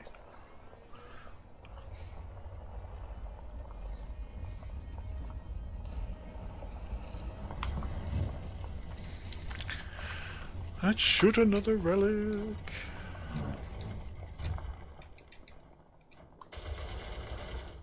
I went to the brain trees before and got stuck in a tree. That was fun. Why do you always have to mount stuff to me? Do you know, I didn't even mount it. Yeah, I just drove past it. Yeah, and then to give you an idea of how stuck I was, when I blew myself up after trying several attempts to get out, my wreckage hadn't even moved. It was still stuck to the tree. That's how lodged I was. I took a picture of it. It was that bad.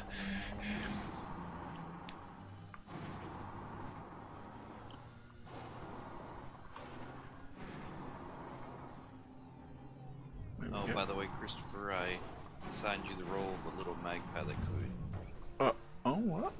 A little magpie that could. Yeah, 'cause he's always doing all the hard work. It's not hard. I enjoy it. Thanks. Appreciate it.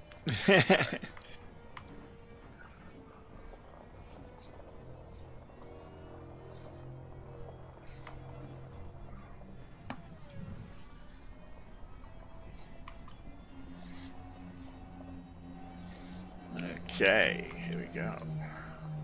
It's hard for me because I can't get the motivation to do what you and Zuby have been doing. No?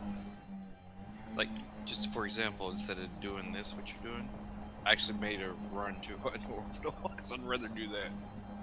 This is me, though. Well, you know, different playing styles, you know. Okay, well, we're gonna press transfer on that, otherwise it doesn't go over. I'm gonna swap instance again. I wanted to pass something on to you guys that I heard this morning. I don't know. Do you guys typically listen to Sidewinder radio very much? Occasionally, yeah, when especially when I'm flying around in the black. Yeah, well, when I was doing this back and forth, I thought it would be kind of interesting. And there was Galnet verbal report on the radio that they were talking about how there was some speculation that the Thargoids may have either been created by the Guardians or may have been the slave population of the Guardians, and then of course that linked with the rather violent reaction that Thargoid bases have to Guardian relics. It seemed to kind of fit together. I don't know whether you guys had heard that before or not. That was the first time I'd heard it. Well, just so happens we have a resident expert on this subject. Zuby, Do we? take it away. Where is he? Where's this resident expert? Yeah, I'd like to meet him. Chris, you couldn't be more right, and there is a tremendous amount of evidence to suggest that the Guardians and the Thargoids are linked in some fashion. So I'll run some of this evidence past you.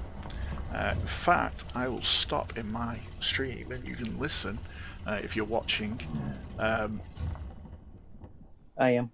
Because one of the biggest pieces of evidence to suggest this is in sound.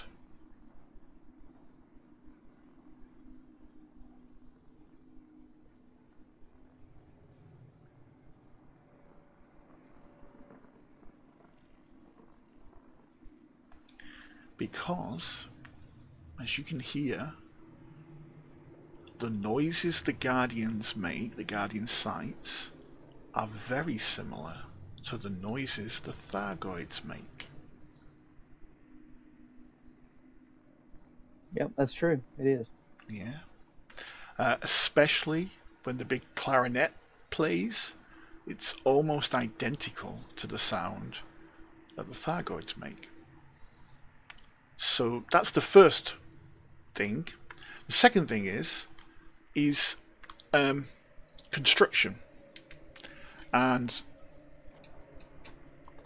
the Guardians love geometrics. Everything they build, everything they construct, even their art, is geometric in design. And I think it's more than just a coincidence that the only other alien race we know in the universe is so beautifully geometric in design. And then you begin to look at all the other stuff. Yes, you're right. If you take a Guardian relic and put it into the star map chamber in a live Thargoid base, it kicks off. And not only that, if you have any form of Guardian tech or relics or whatever on board your ship, when a Thargoid scans you, it immediately goes hostile. Any other items, even things like Thargoid items, it waits like 10 seconds for you to release that. I'm just going to put this there. Oh yeah, spoiler alert, absolutely. Thank you, Hadar. Yeah. So yes, You know, it waits 10 seconds if you have any kind of Thargoid tech for you to release it so it can take it away. It then sort of goes red and looks at you angry, you know, and waits for you to release the Thargoid tech. But if you have Guardian stuff, it just starts attacking you immediately. It doesn't care.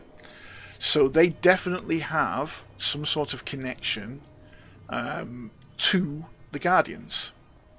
However, if you take Thargoid stuff like resin, technological samples, probes, sensors, or links, and come all the way over here to a Guardian site and scan an obelisk with it, nothing happens. So that basically means one of three things. Either the Guardians were not aware of the Thargoids,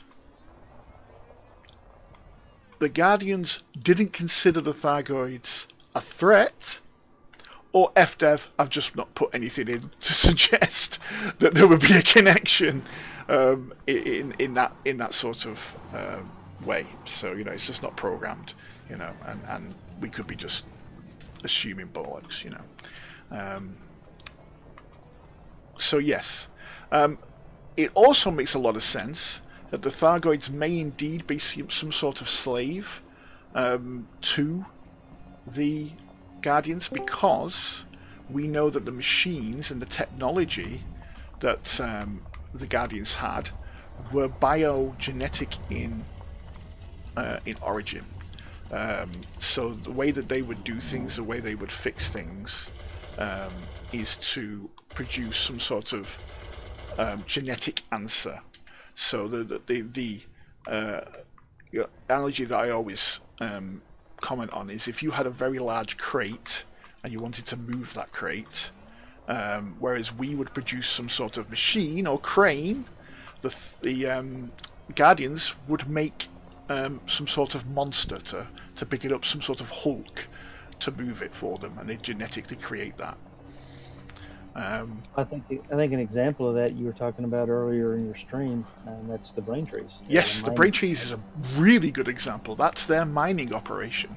That's how they got their materials. Yeah. You know, and they must have had lots of these, you know, all over the place. So yes, that's definitely an example of how they would have used that technology. Hey, I'm back. Hey, welcome back, Symbol. The other thing as well, Chris, and this has been kind of analysed, there has been a suggestion. Well, Hadar, that's right, and you know what, mate? I'll even go out there. I'm gonna put my neck on the line and tell you some of the suggestions that I've heard that seem to have some plausibility as to exactly what the Thargoids are. So the first thing that has been mentioned about Thargoids is that they seem to act in a very machine-like way. They do this, and if you do this, they react by doing this, and they're very predictable. You can predict what they're going to do.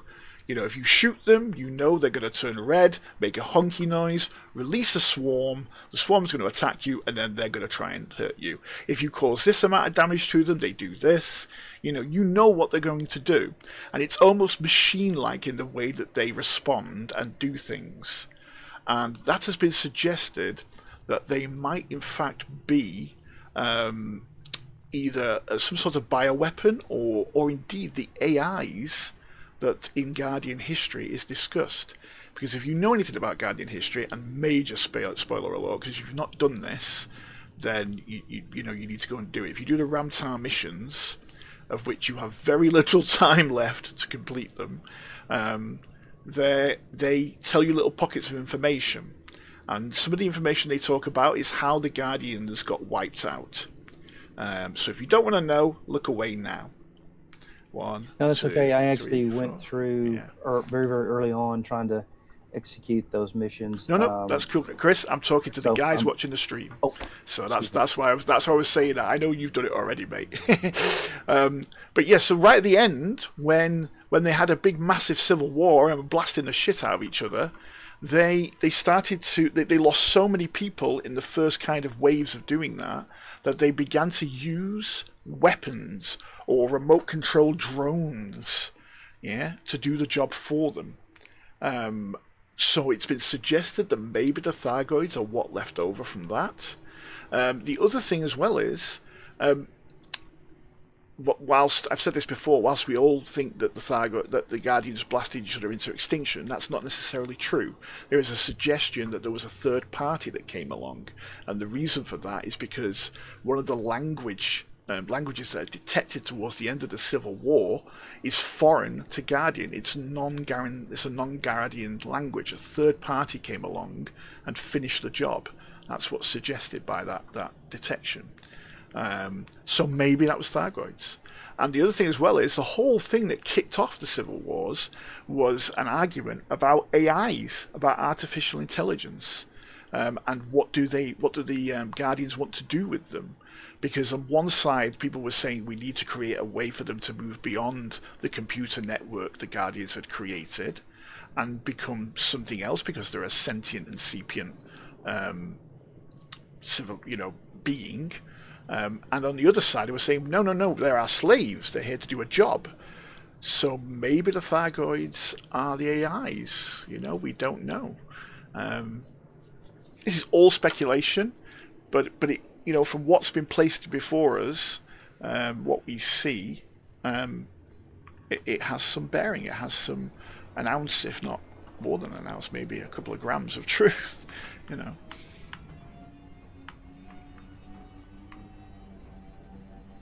I don't know, Chris. You tell me your thoughts. What do you think the Thargoids are? How do you think they're connected to the Guardians? I thought that was a very good explanation. I just have a feeling that they were produced by the Guardians. I think that's what we're going to find out. Yes, I agree with you. I really do. They're going to release that, and everybody's going to go, yeah, we kind of knew that already.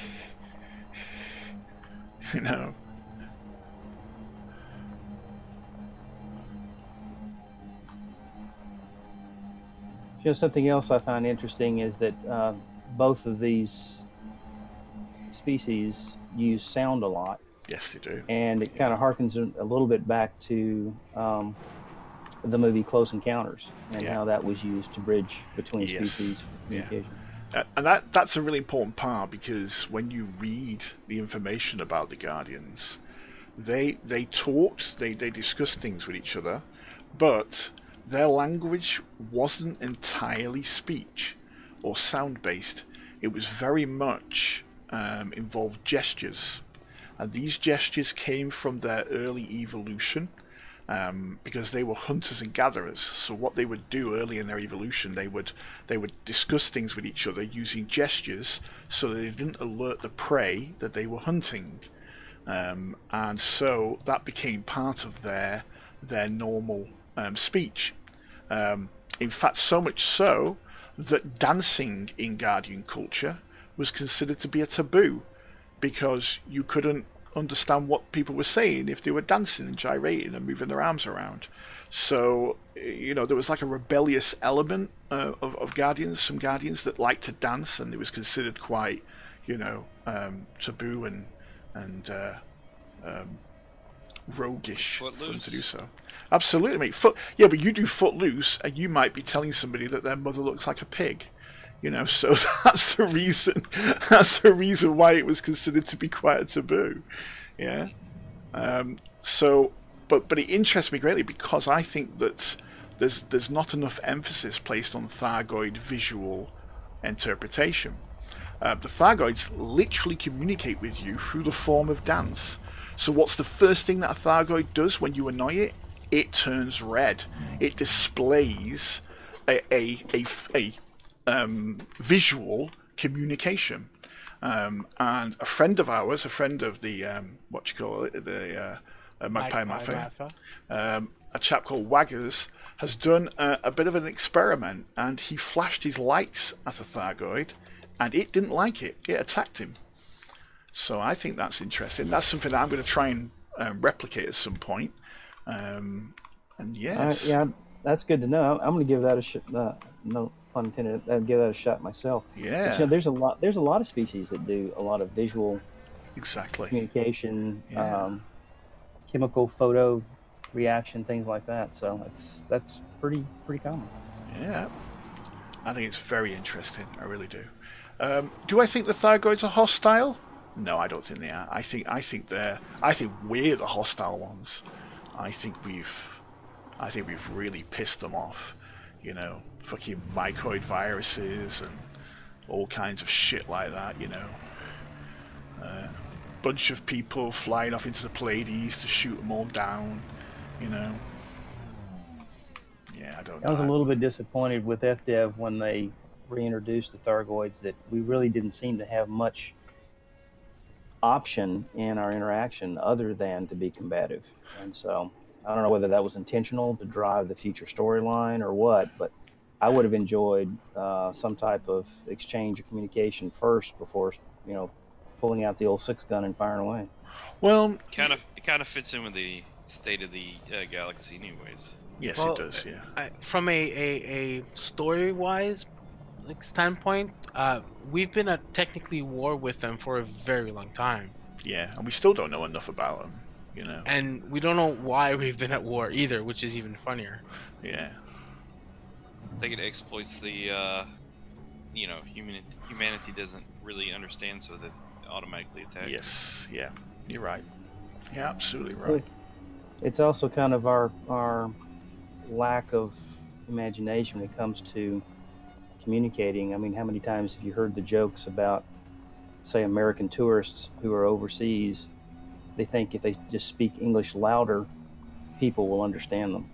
And I think that's kind of a universal thought, is that, you know, well, we are the center and we are the main point, and surely these other things that we're trying to communicate with will figure out how to talk with us if we just keep repeating ourselves.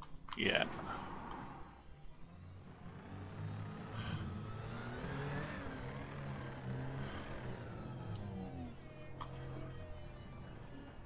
Alright, so I'm loading my last 2 Guardian artifacts. Yay! How you doing And now? I'll be heading back with a full complement of 96 units. Nice one, mate. Well, I'm nowhere near that yet, so... There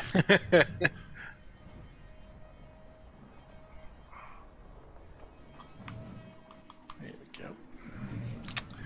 But yeah, I think it's I think we've had a bit of progress recently because we've tried to talk with them a bit more. But you know, you can't. I don't know if we could really blame FDev for, you know, for us shooting the first thing we see as a threat. You know. Yeah. I think it's actually pretty brilliant of them. Yeah, I think it is. I think that they're beginning to, through some, and it's taken some time really to get this home, that they've for a while been trying to teach us, well, you know, you do this shit, it's your consequences now, you know. If you... Yeah, and to me it fits in with the narrative of, you know, like I said, the state of the galaxy, because we're in constant flux of war and greed and peace at times, but, you know, it shows that even after several thousand years, humanity hasn't really grown much. It just expanded. Yeah, we're not grown at all, have we? We're not ready to be a class 5 civilization. That's what I take out of it. That's what I take out of the narrative from this game.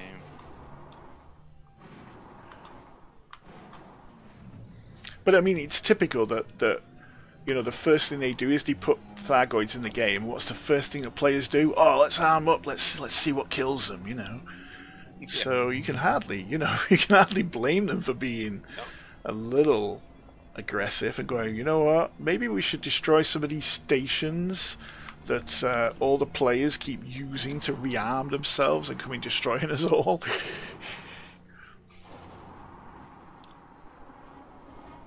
You know, that's an interesting question, because even after the right at the very beginning, when the first stations were attacked, there was a repetitive message that was coming out of the Galnet news about, well, gee, they didn't destroy us, they just seemed to be wanting to, you know, incapacitate us.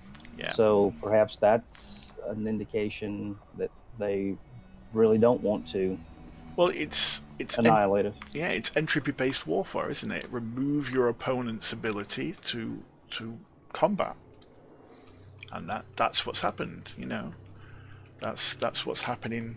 And also there was this whole thing about how they were attacking Aegis stations. Yeah. So, you know, we know that INRA existed, but we don't know what happened to them. We know they were corporate in nature. And maybe Aegis is part of this dark, mysterious collaboration between corporations that people talk about in hushed whispers, whilst at night in circles casting spells against demons. You know, so who knows? Shadow agency.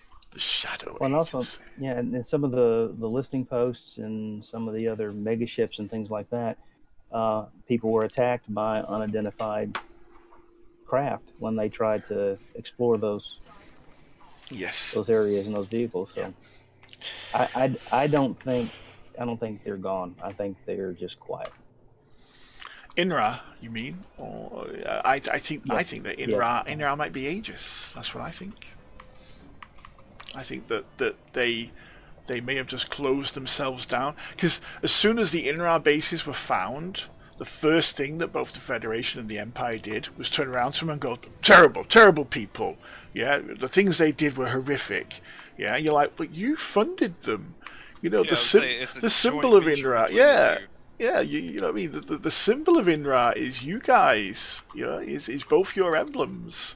So, what are you saying here? So, straight away, they're using the, you know, INRA as a scapegoat and going, yeah, INRA, what terrible people they were. The things they did, you know, it was horrific, you know, and all this kind of stuff. We totally don't condone their actions in any way, shape, or fashion, yada, yada, yada, yakety schmackety.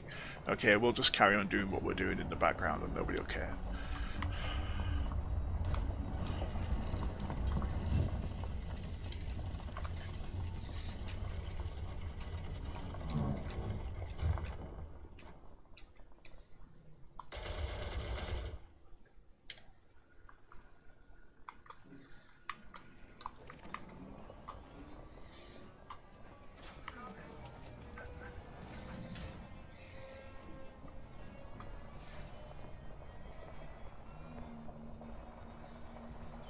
I do remember doing the live streams for INRA, and yeah, that was pretty gruesome actually. Yeah, doing those, they really sounded also very bleak.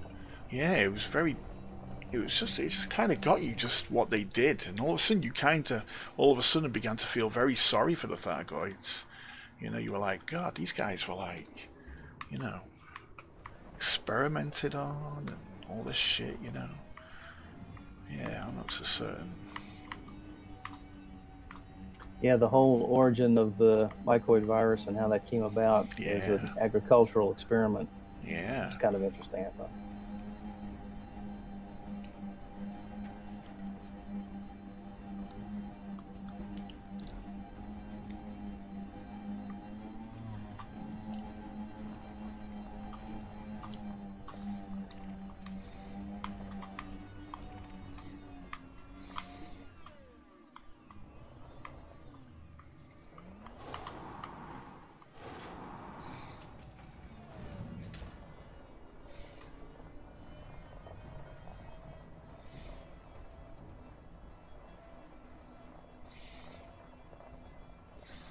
So that's a really good connection, isn't it? That's another really good connection and link, is that it was a agricultural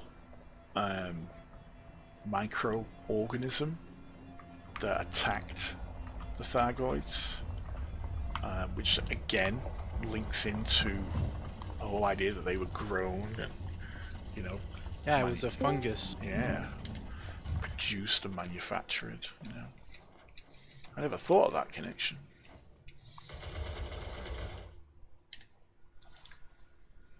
Hey, what's up, Creed? Hey, Creed. Mr. Creed. What's up, guys? How's things? Oh, I just woke up. Not bad. Good morning. You got Good some time morning. off now? Ding, ding, ding. Nah, I got one more trip and then I get 3 days off. No.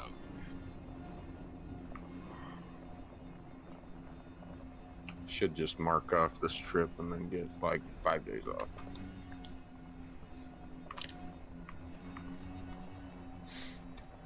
So we're streaming. We're doing a bit of relic gathering for the community goal creed because Ram Tah wants relics and other artifacts. Nice. And we're discussing Guardian stuff.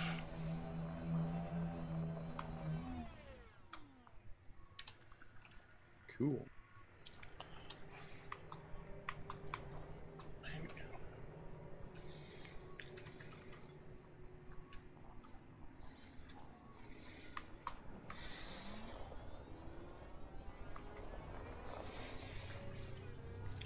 It's funny how there's no tier progression for the community goal, though. Well, there is, but it's so little that you can barely see it. It's like a pixel line. I know. Yeah. So at the moment, we don't know what rewards there will be. What's going on? Tell us. The other one looks like it's just about there, done. Already. Yeah. That's because it's a trading one, isn't it? You just go there, Yeah. pick up your resources, drop them off. Hey, I'm in the top 10%. Everybody's like, am I going to do Guardian stuff? Or am I Yeah. going to do this? Oh, this is easier. I'm gonna do Yeah, this. exactly. Yeah, yeah. And then you got guys like us who are nuts about Guardians and go, okay, yeah, I love the old Let's alien help the Guardians. stuff. Yeah, I love alien stuff. It's so cool. Yeah. Me help aliens. Go out and buy your alien friend decals now.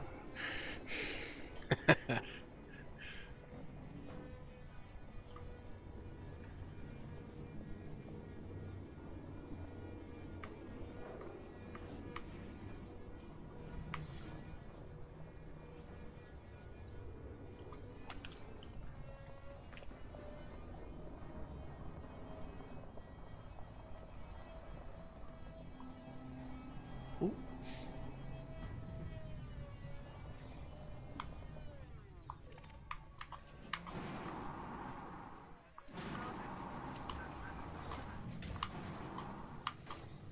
It is more difficult to do these ones because you actually go out and got to collect the stuff. So it's certainly not straightforward as just trading and Yeah, it's a bit more time consuming too. yeah.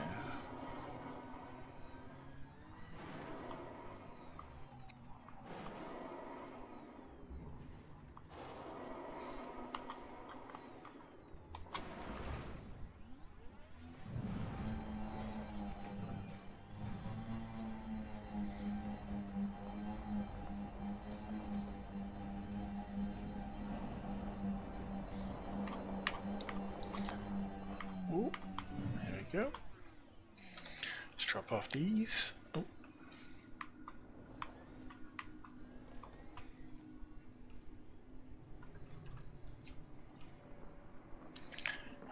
Let's do a bit of a reset.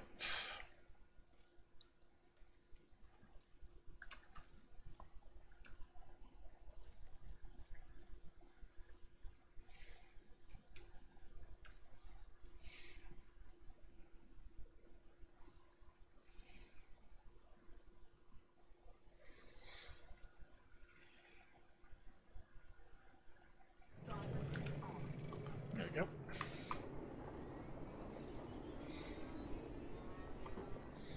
You still map gathering, Creed?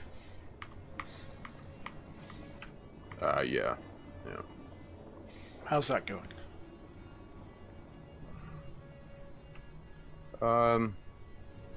It's going. It's just mat gathering.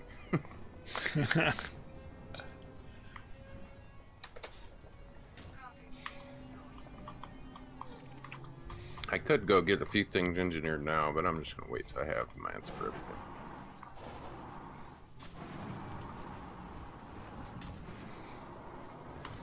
You wanna wait for the new stuff, yeah? No, I want to test. I want to test a setup out to see if I like it before the new stuff drops.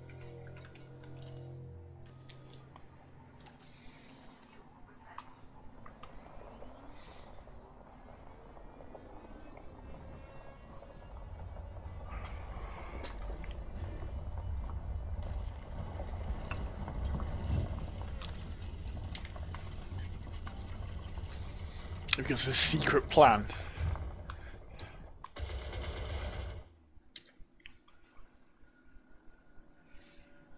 Secret plan? Is that your secret plan? To test this new setup? I just want to see if it's worth investing my time in fixed weapons, if I'm good enough with them. Oh, that's a good idea. That way I know when the patch drops, I'll either go gimbaled or fixed, depending on how well I handled fixed. Yeah. I mean, when we were fighting Thargoids, I was having no issues with them, but I want to see when I'm fighting smaller ships and stuff. Right. I bet it'd be a bit of a nightmare with small ships. Needs a bit more skill.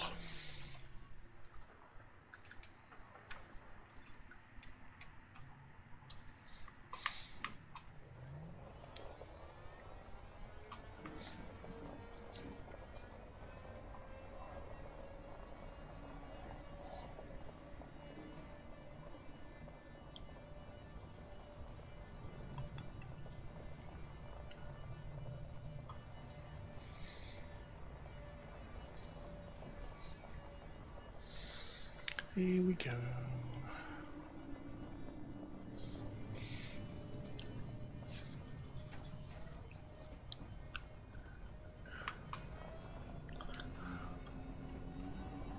Would it be cool that when the Beyond thing comes out, we just see a big Guardian ship erupt from one of these bases? Dun dun dun dun dun. Oh man, that'd be so cool. Wouldn't it? Especially if you're there, like, you know, with like a relic in your hand going, whoa, whoa, whoa. What's going on? Just kind of drop it by your side. Yeah, yeah. Mouth wide open, eyes staring at the sky.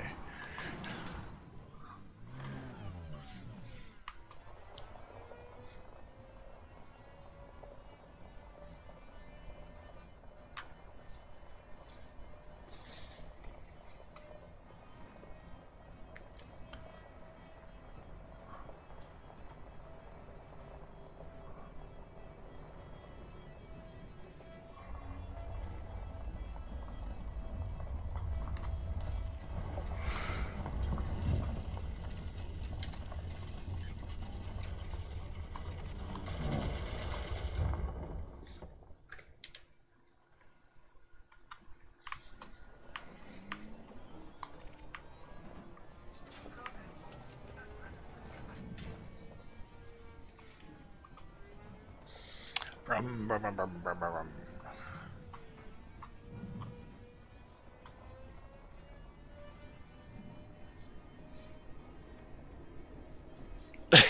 Yeah, yeah. Do you know what? I'd happily pay my 33 million rebuy on my cutter just to see that. Hadar says he just turns around and does a Death Star and blows the planet apart. That was amazing.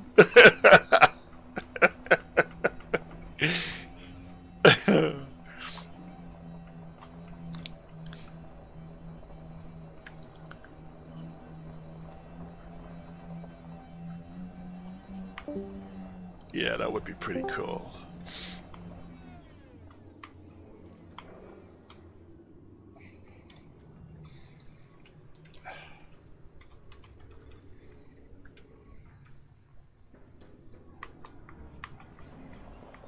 Yeah, I think I'd quite like that. That'd be pretty smart.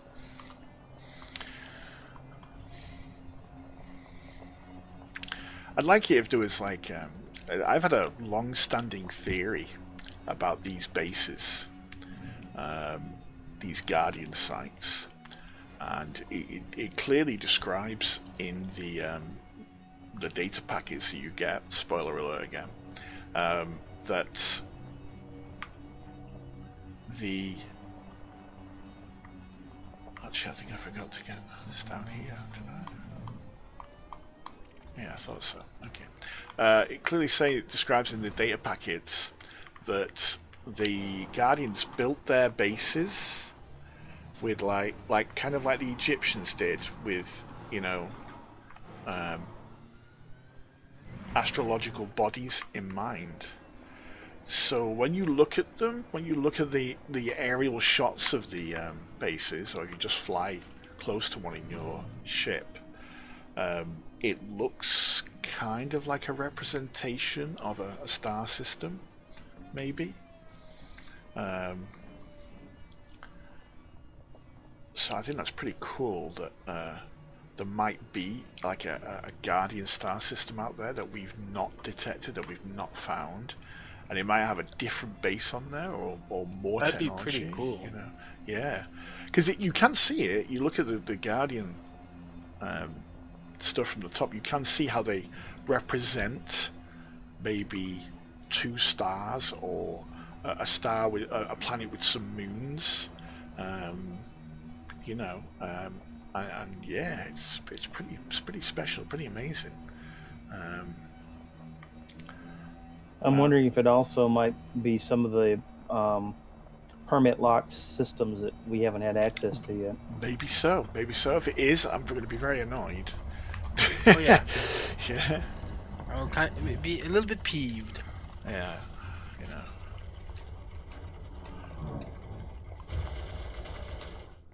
I think that sometimes FDev are quite surprised at the ingenuity and work rate that some players come out with. Yeah, I think they don't expect us to do half the stuff we do sometimes, and that's why sometimes they have to make changes. They say, well, we have to alter that because it wasn't working because, you know, everybody was doing it, you know. Well, I'm still amazed at the people who are able to find some of the initial Guardian bases, some of the initial Thargoid bases by looking at only small snippets, a few seconds of video during some of the trailers and the releases, and then able to track down where the base are. Yeah, that was amazing. Yeah, they triangulate, don't they? They have a look at the stars in the sky, and then triangulate where it is from the stars in the sky. That's pretty special. Yeah. Yeah. And then also all of the sound versus spectral versus imagery reconstruction that's been going on. I think that's fantastic too. Do you know, have you actually done it? Have you actually gone out there and recorded the sounds and then ran them through spectrographs? They're pretty amazing. They really are cool. I've done it with all of them. Yeah, so I've done it with the Thargoid probe that makes a noise.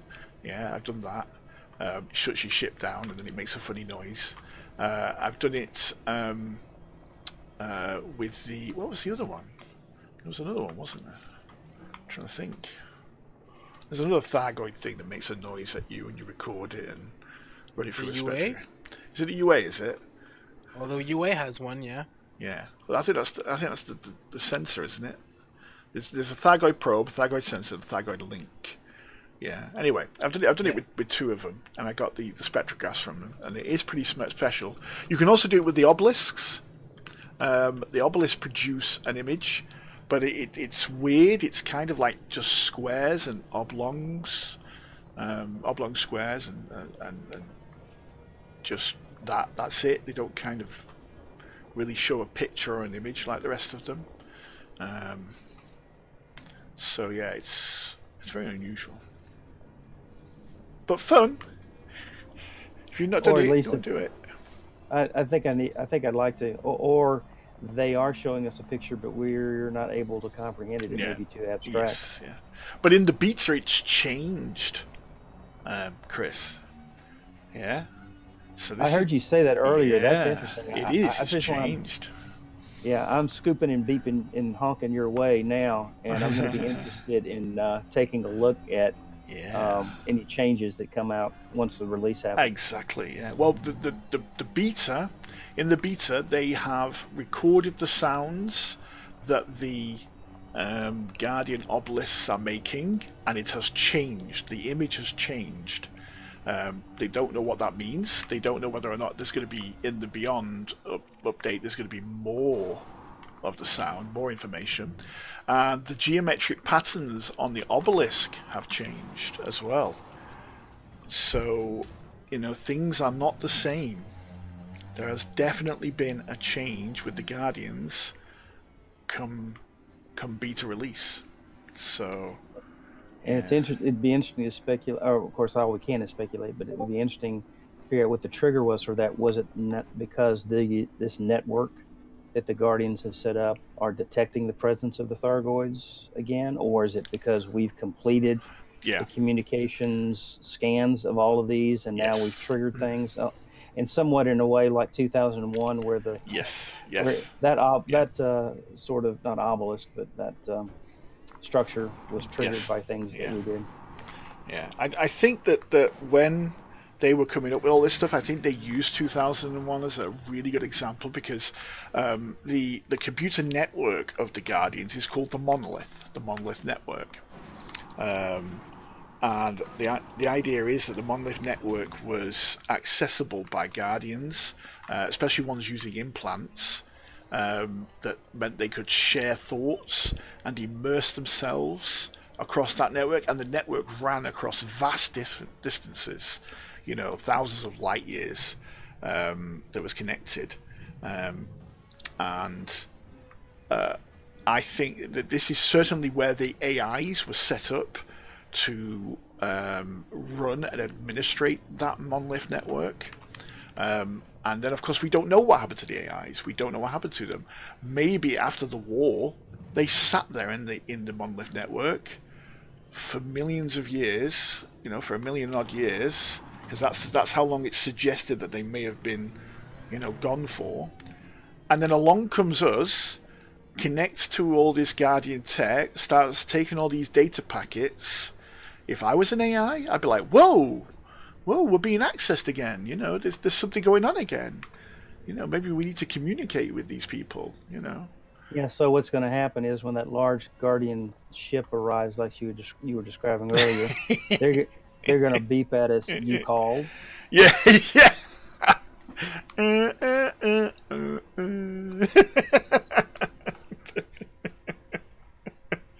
Yeah, I find that very funny, yeah. Yeah.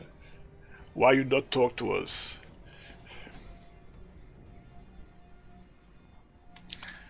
There's a really sort of crazy, but extremely plausible theory out there that the Thargoids were not the only ones that were made by the Guardians. That in fact we were made by the Guardians. Ancient aliens. Yeah, well, this ancient alien theory literally is the ancient alien theory. Yep. You know, so the concept here is that at some point we were genetically produced by the Guardians for some purpose, and after they were gone, we just continued our existence. There's a lot to argue against it, an awful lot to argue against it, but there's also yes, Hadar, it's Prometheus all over again. I'm just waiting for the chest busters. No. Yeah, so, you know, there's a lot to suggest that the Guardians made us. The striking evidence is we look like the Guardians. The Guardians have 2 arms, 2 legs, 2 eyes, 1 nose, 1 mouth, 2 ears. And it's exactly the same for us. So, you know, if you were going to produce something, you know, you'd make it so it was very similar to yourself. The way our eyes work is exactly the same to the way the Guardians' eyes work. We both use speech. We're both hunter-gatherers earlier on in our development. We were both hunter-gatherer individuals.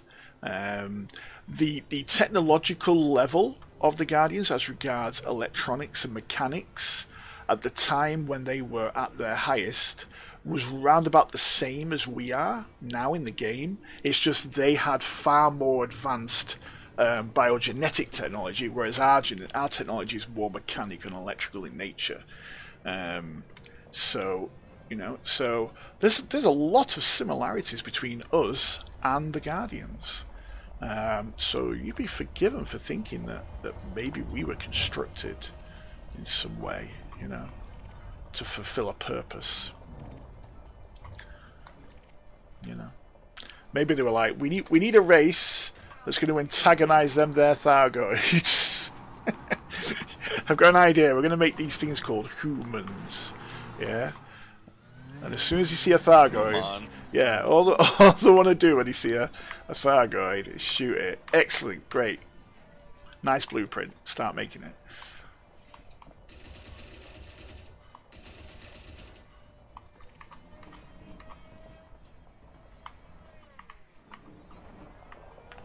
Yes, before it hits the ground.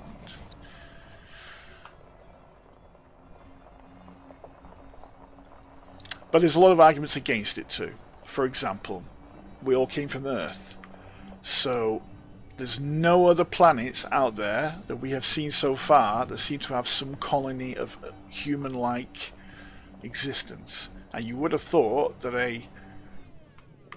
a grouping of Guardians the size of their empire would have had us all over the universe. So yeah.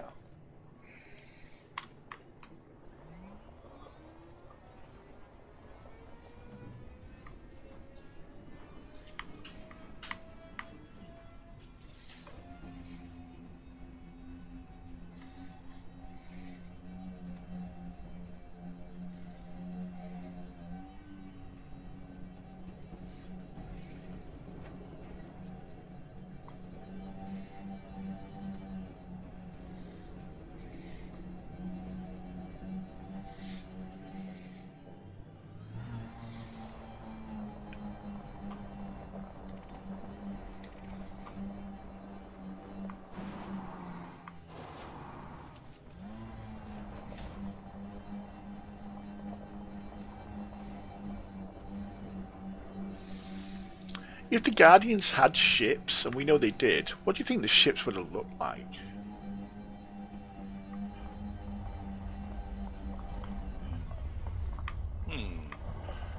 Sure.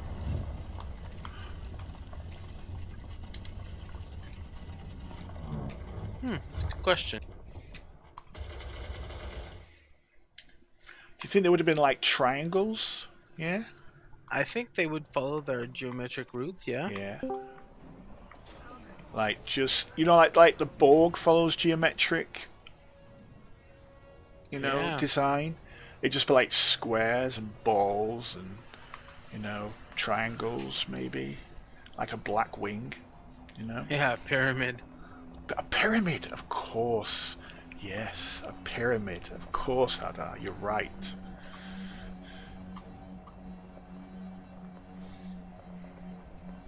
So are we going to see flying pyramids like we did in the original Stargate? How much more would I love this game if we saw flying pyramids?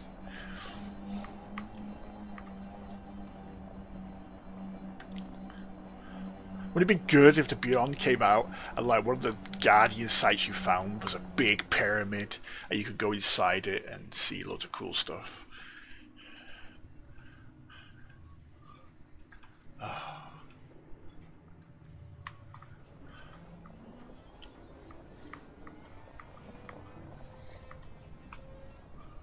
If you're watching FDev, that was my idea.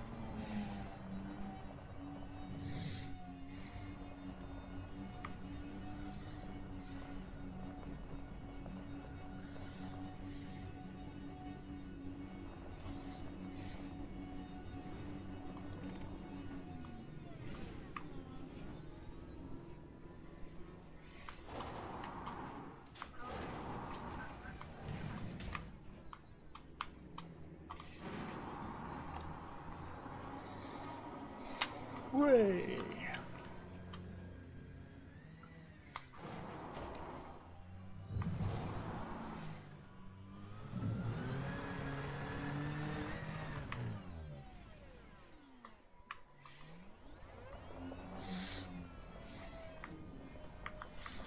Yeah, I quite like the idea of a cool pyramid ship.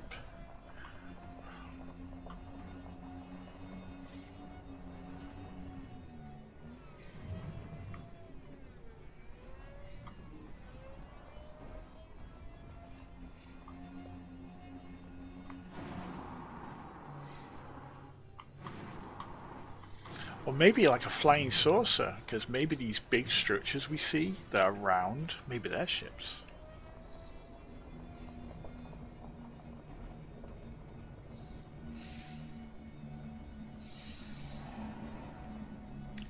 Well, we know that Hadout. Yeah, you're absolutely right. There is lots of connections to science fiction all the way through Elite. We know that Braben's a massive science fiction fan. He loves science fiction.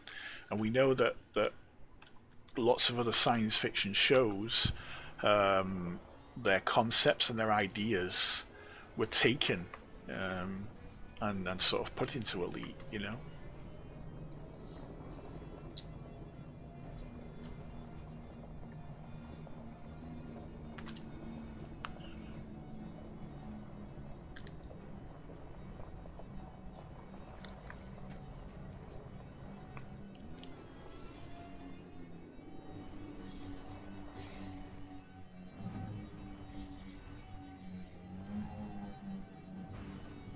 Wait.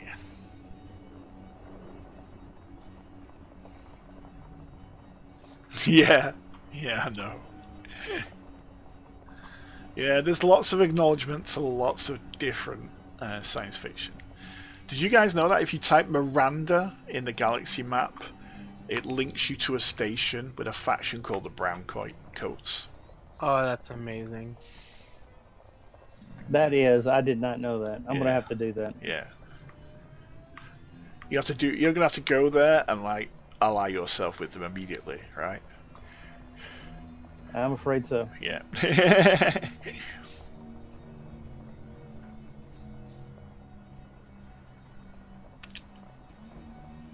Is there a leader called Wash?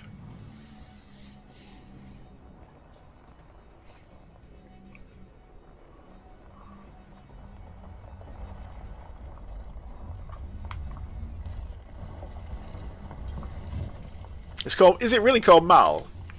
You're having me on now, aren't you? You just made that up, yeah? Really? Their leader's called Mal as well. Oh, that's funny.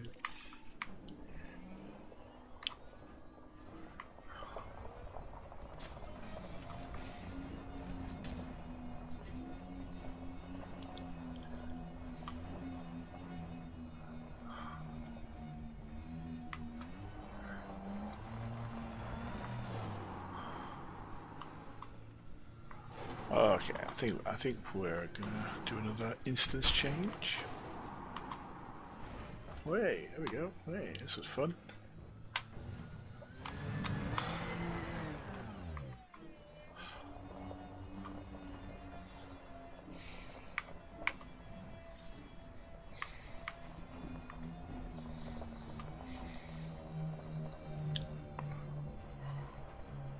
Just love the idea that there's this million-year-old archaeological site, and I'm here revving the bollocks off my SRV around it, smashing into rocks, and rolling over onto my canopy and everything, and just generally having fun around the million-year-old archaeological discovery.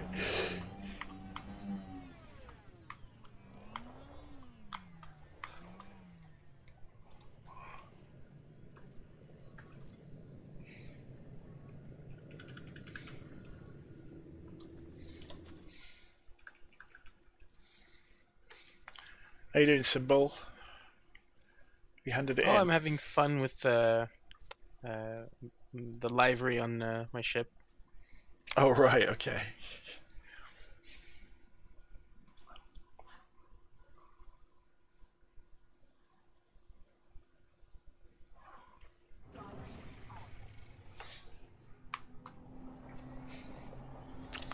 Excellente.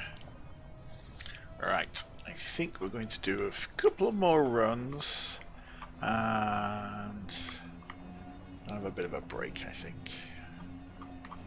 So, let's get this one. I wonder what these were. Ancient casket. I wonder what that was used for. That's something that's never really sort of ventured upon, isn't it? It's what these relics were used for. The relic that comes out the ground that we're going to go see now, yeah, that's very much like the sensor things that our ships can connect to, you know, when we're scanning in bases. So I find that very interesting. Are you talking about like the data points? Yeah, the data points, that's the one.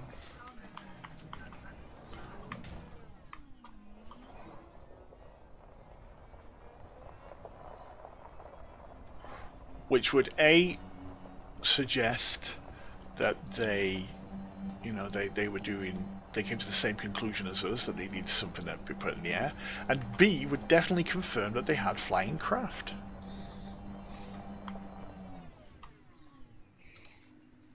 We kind of knew that already, didn't we, because of the Ram Tah data things talking about their ships.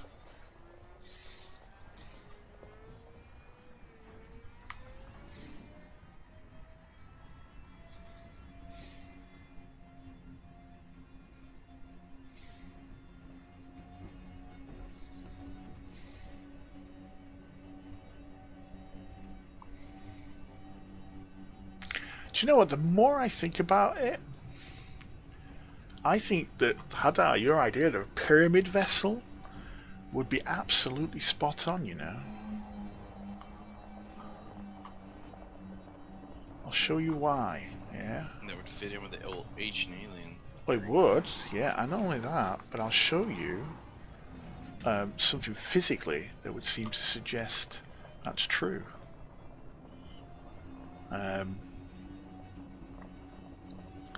Yeah, you know, in a way, I do hope that FDev does have a way of tying this kind of together in a nice little package, so that we can look at some of our myths and mysteries and say, hey, that's where that came from. You know, there's a lot of science fiction stories that talk along, and movies that talk along or address that and show a connection with some of our ancient myths, and that would be kind of neat if that could happen in this game too. I completely agree, Chris. Completely. Now, let me show you something that I'm just going to not go back to my thing in a moment, but let's go over here. Now, what I'm going to show you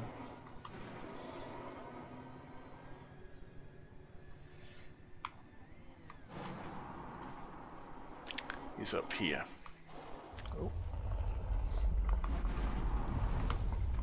Oh dear. I seem to have offshot my target.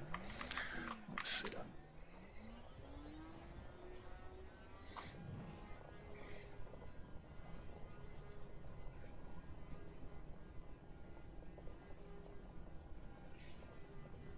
Yep, you're right.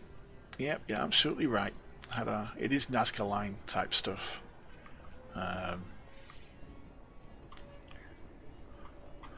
Let's not mention the Nazca lines. Van Daniken would be looking at us and saying, you're all talking about ancient alien theory. Okay, so we got loads of geometric designs there, which would seem to suggest some sort of pyramid connection.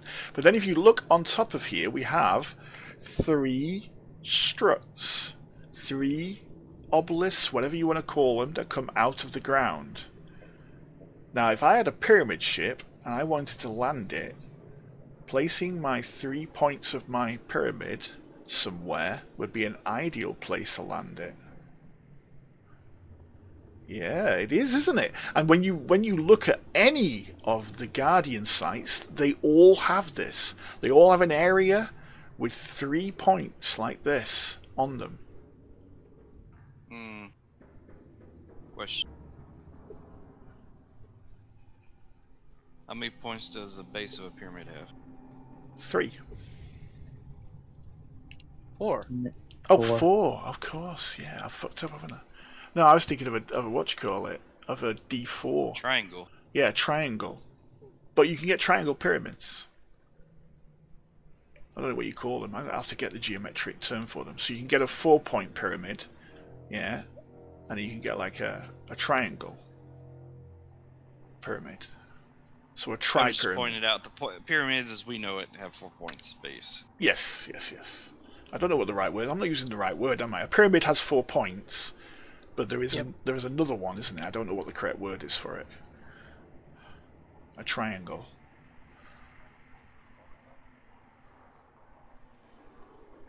So there you go. You got your points there, all 3. And the reason why I say that is because if you look at the pyramids here, especially that one, they're a 3-point pyramid. There you go. Look, a 3-point pyramid there. Yeah. So that's not a 4-point pyramid, that's a 3-point one, yeah. And then you've got that area over there that has 2. So I don't know how that would work, unless we were talking about, you know, some sort of different vessel. I don't know. It's just a theory, it's just something that I've thought of as we've been doing this. But it would seem to oh yeah, totally lends itself to Nazca. Yeah, but it seems to lend itself, because even the formation of the obelisk, you can see there are 3 points. Yeah.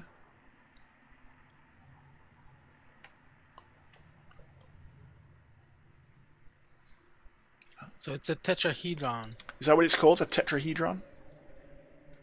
Yep, that's the official geometric name. Thank you. So we're talking about a tetrahedron here. So your 3 points there, exactly like that formation there.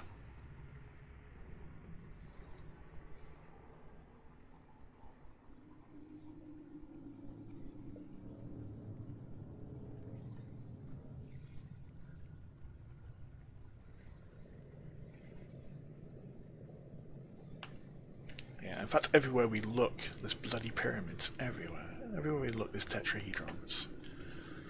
Yeah.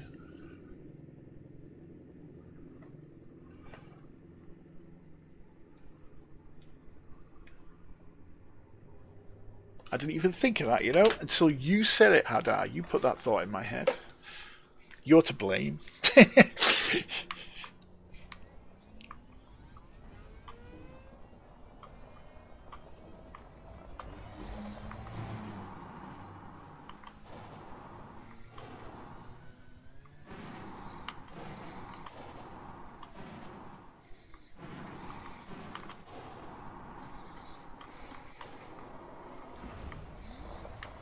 Because at first, I had lots of theories about those upstanding things. I thought they were doors.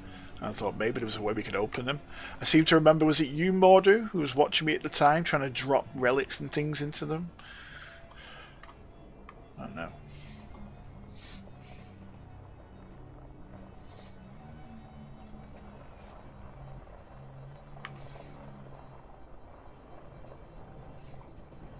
Yeah, I was kind of thinking along the same lines that perhaps those were entranceways into. Yeah, because they look it. Some subterranean. Yeah, they look it.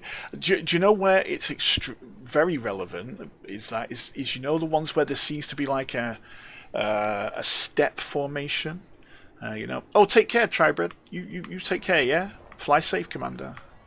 Take care, Tribred. So yeah, there's one where there's like a sort of step formation. It creates like an amphitheater almost. Yes, I know. And right down at the bottom, it almost looks like it's a doorway into something, doesn't it? I spent almost an hour cocking around with that, trying to make it do stuff. That's okay. When the flying tetrahedron lands and plugs into this landing site, it'll get active. Yes, yeah, exactly, yeah. Now, you won't hear from me for about a month, and the next time you see me, I'm flying my half-cutter, half-tetrahedron guardian vessel. Alright, boys? You checked out my new ship?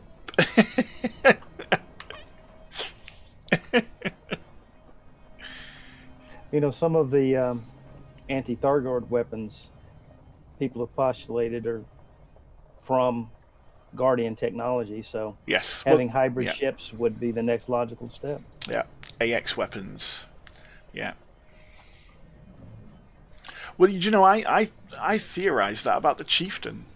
Yeah, because that bloody Chieftain doesn't make some weird noises when it flies. Yeah. Oh yeah. Yeah. I was like, that Chieftain, it sounds like a Thargoid or something from a Guardian site, you know.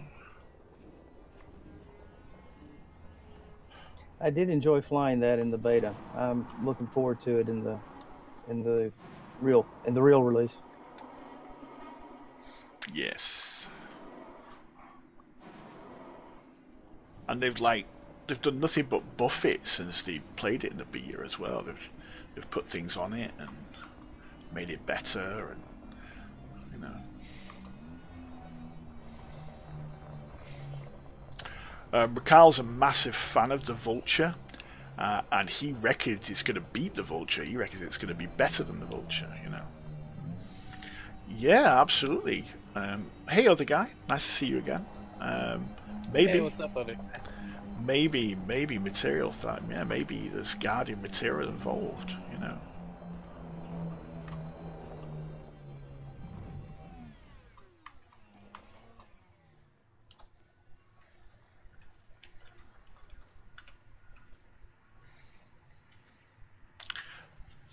Yes, sorry, other guy, we are doing the Guardian material community goal.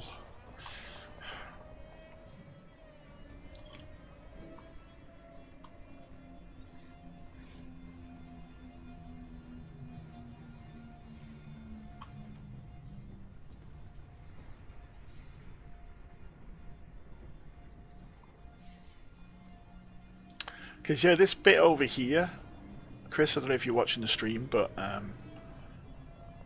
yes, I'm watching. Yeah, so this bit over here that we're coming to, you can't tell me that doesn't look like a door, you know what I mean? It looks like something needs to slide open or something, you know. And it's even got, if you look really closely to it, it's even got, like, little symbols on it that seem to suggest that they need to move or something, you know. Almost like a, you know, this way to open. It's got an arrow there and everything.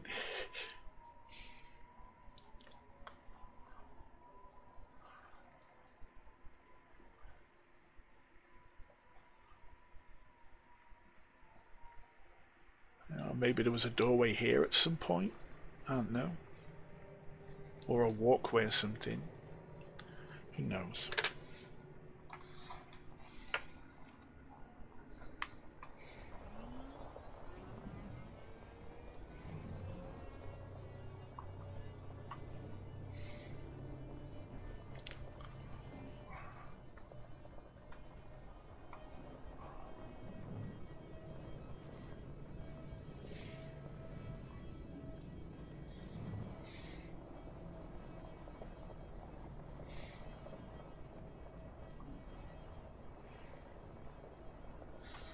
It could be. You know, it could be. We could be literally driving on top of a ship. Yeah. I mean, it is suggested that those big Thargoid bases were ships at some point, hive ships. So it's more than feasible. You know, that this could be an old crashed ship or landed ship. Yeah. What, like the entire area, do you think? Wow, that'd be cool.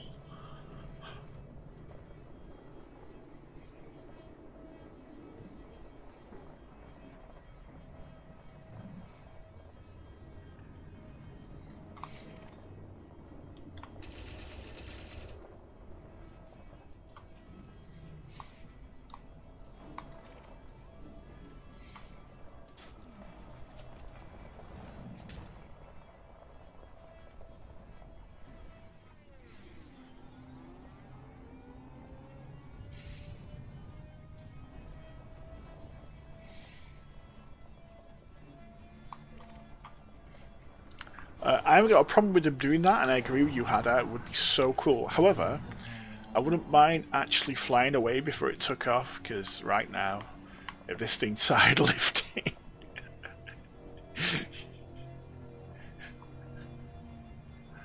you know, if everything started going, you know, yeah, it's just in hibernation mode. Yeah, I like that. Yeah, and here we are crawling all over it, connected to its obelisk and taking data from it and stuff. No wonder it bloody wakes up. Yeah. Poking it with Thargoid sensors, trying to get it to do something.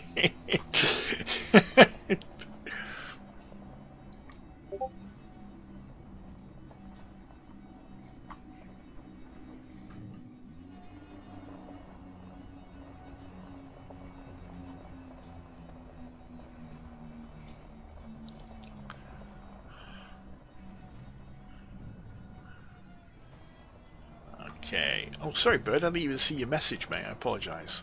No, mate. No, it's all cool. If anybody wants to join me, they're more than welcome. Yeah. Otherwise, just, you know, do what you're doing. It's all good. All I'm doing is collecting relics and talking bullshit about Guardians. Well, it's not bullshit. It's speculation based off known facts. Yeah. That'd be so cool, though. Can you imagine all of this being a Thargoid... sorry, a Guardian ship. Thargoid, Jesus. Yeah, that'd be right. Oops. So let's have a quick look and see if I can work out. It's important fan theorization. Yes, you're absolutely Exactly. right. Yeah. Okay. Well, that's alright. You can call it that. I'll just call it shit. Okay. So I am on my way back to that planet. Cool. So yeah, let's have a quick look at this. Let's go up here and have a look. So we got a triangular display here with a relic at the end of it. And then we got all this. You see, I think it's a base, Hadar, because look, you know, it's got walls. Yeah, so I think it's a genuine base. Yeah, and then it's got these structures. Now, if the structures were like ships, wow, that'd be pretty cool. But the basic, you know, the wall kind of becomes part of that structure. So I don't know. I don't know if that's true. I don't know if I agree with that. Yeah, and obviously there was more going on because look, you can see all these lines underneath the ground. You know, so there was obviously more structures, more connections. Do you know what it kind of looks like to me? It's like a circuit board, you know what I mean? So maybe it looks a bit more like a circuit board than a base.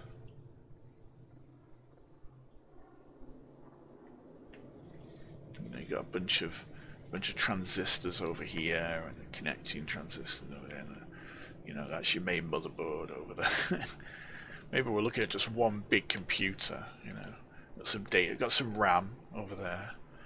Yeah.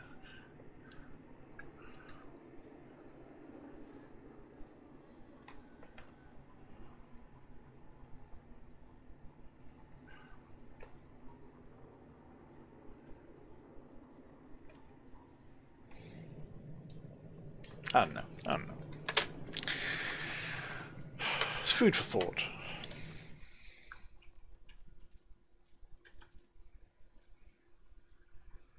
It's too bad the SRB only holds 2 things. It does. Yeah. That's why it was so aggravating with the Ram Tah original mission too. Yeah, I did possibly about 5 streams of doing those Ram Tah missions, Chris. And I thoroughly enjoyed doing them, but the amount of mistakes that I made doing them was huge, you know. Like, I'd forget to put the right combination in my hold, and then go all the way over to the obelisk and wonder why it wasn't working, and I'd have to sit there and figure it out. And then some of the places, some of the Guardian sites I'd go to were in dark, so I'd get lost, you know, and and be at the completely wrong end of the base where I was supposed to be, you know. No, those are very, very familiar, painful memories for me. Yeah. Other guy. Yeah, agreed. Hurrah is like a kind of a French fort or something. Yeah. Other guy. No wonder it doesn't work. The capacitors dry out after the first 1,000 years.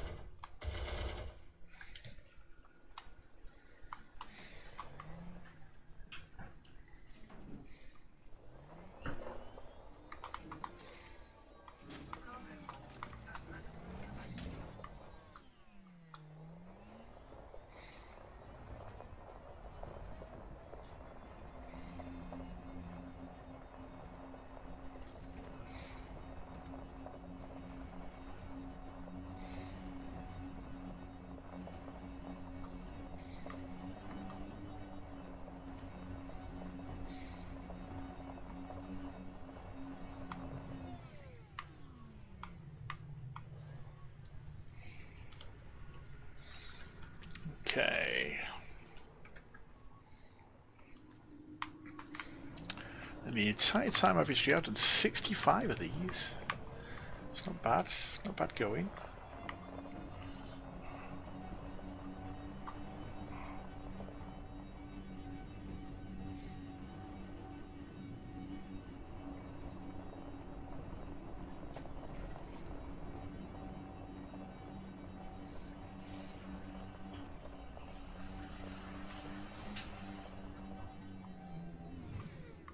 Go.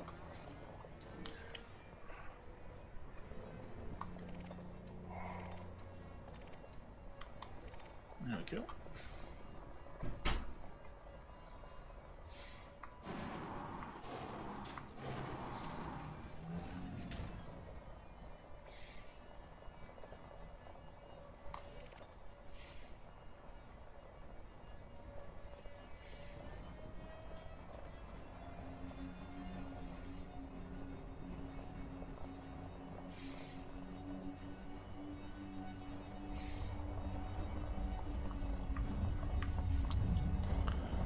Okay.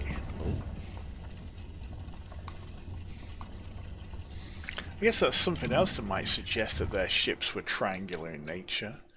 Let's just get this and I'll show you.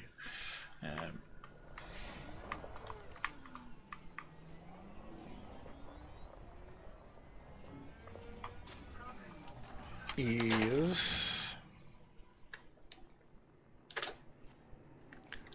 this. Look at those. Yeah.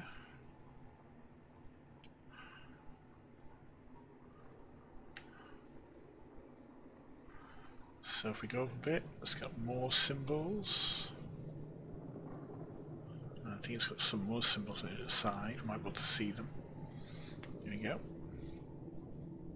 So that looks like, to me, it's like a ship with maybe some fighters next to it, or like patrol, you know, like an escort. Yeah, maybe.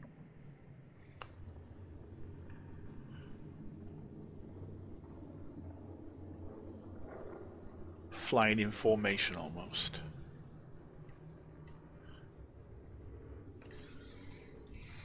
Which of the Guardian sites are you streaming from now? I have arrived. I'm just trying to figure out where to land. Yeah, you can come down and say hello if you like. I'll tell you exactly where I am. So I am at 31 and minus 128. So I don't know if that helps. Yep, it does. Thank you. Oh, okay, that's fine. That's cool.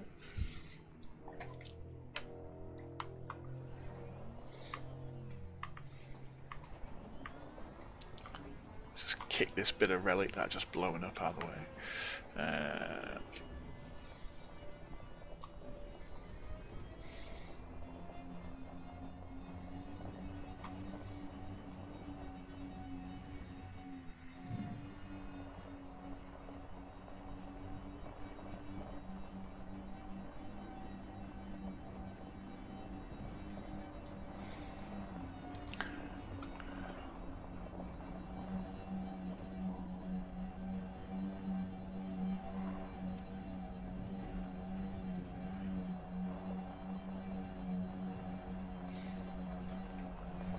If anybody ever wants to argue the fact that FDev are not preparing, or are preparing for space legs, they should look at a cutter landed.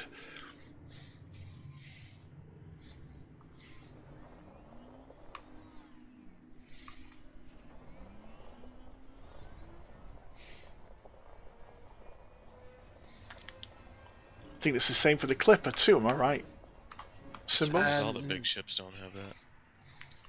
The But Clipper does not have that. Oh, which one was it now? I think the gunships and all that, they have a lift at the back.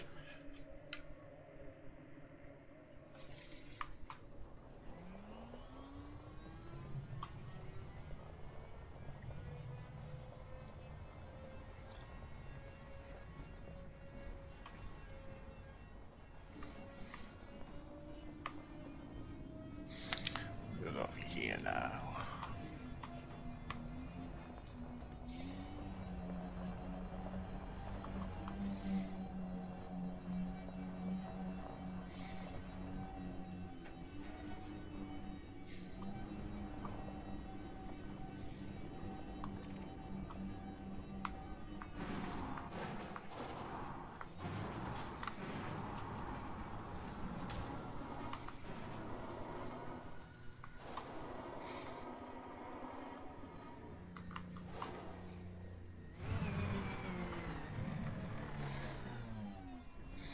Maybe these ships are like living ships and they're just asleep, and all the noises we're hearing is them snoring.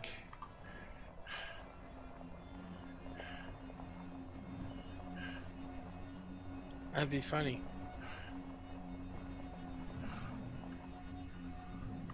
A snoring ship. It's a good thing it doesn't scratch its balls, isn't it?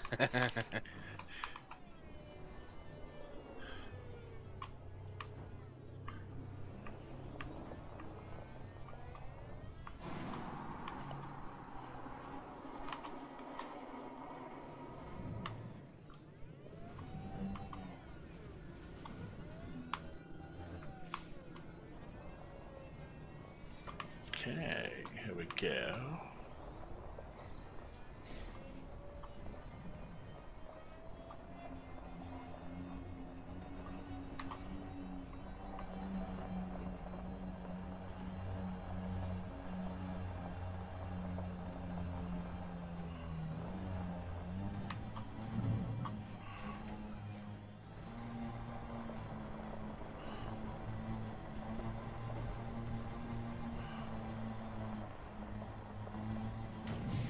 Ow.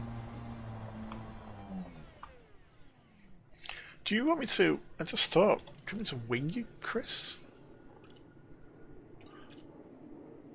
Oh, okay. Yeah, there you go. I see your wing request.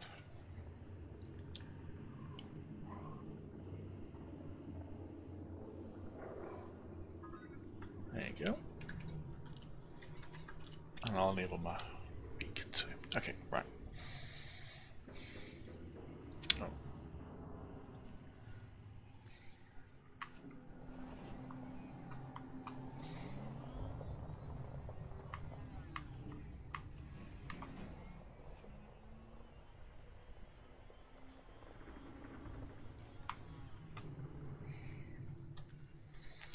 Okay.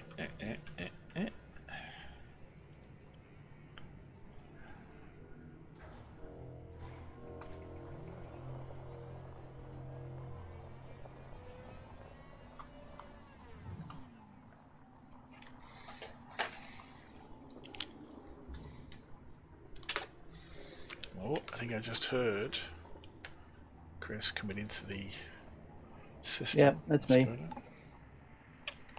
What is going on? Too near the ship.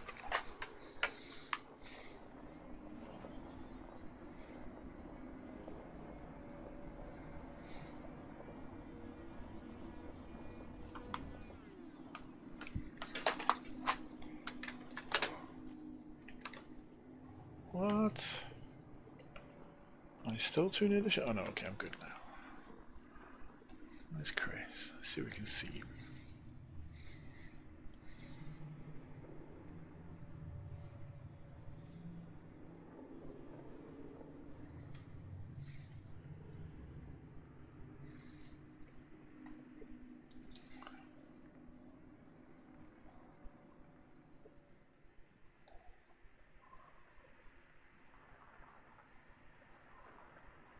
he is.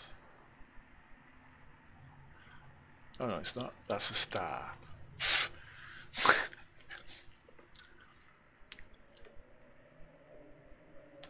Are you close, Chris? Yeah, I was being overly cautious. I didn't think it would be very polite if you had a crash in the middle of your live stream, so I deliberately overshot so I could come in a little bit slow. Then. So That's cool. I'm about 5 clicks out, and I can see your ship. Can you? Okay. Send me a win invite, Zoomy. Yeah, sure.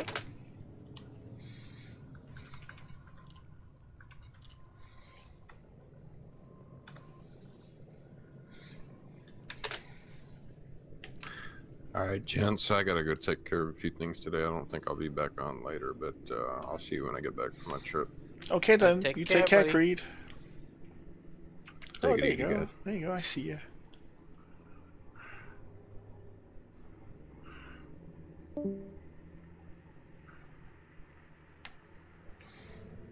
I spy my little eye.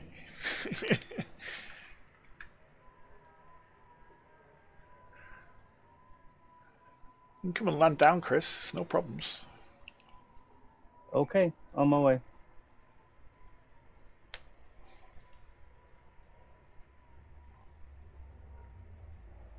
Dun, dun, dun.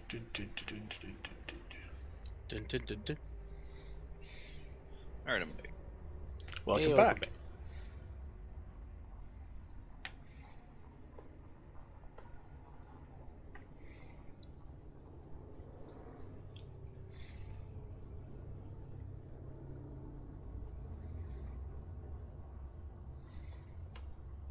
Loop of shame, loop of shame.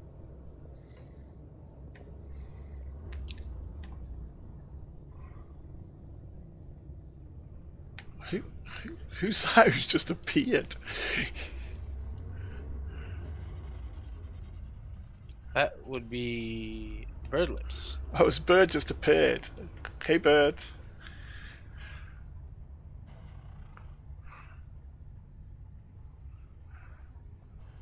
Here we are in the parking lot. That's a rather fine condo, that. It's my favorite.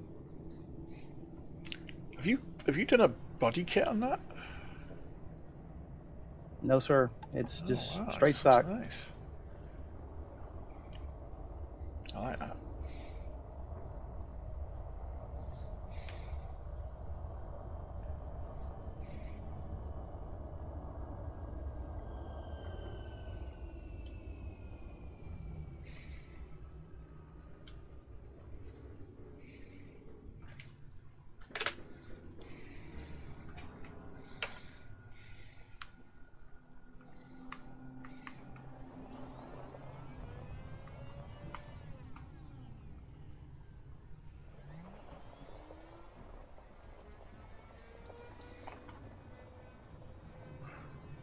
Where's Bird? Where'd he go?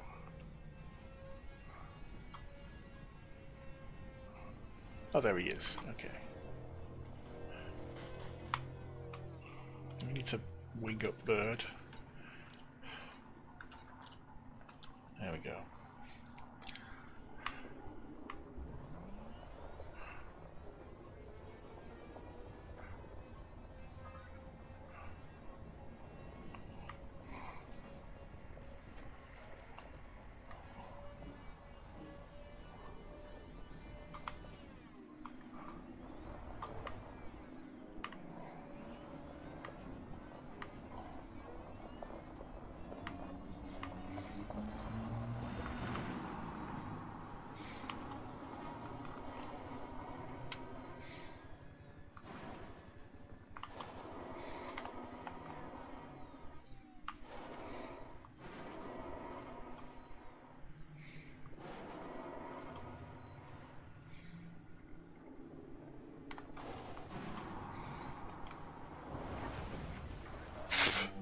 Just wrecked my hull.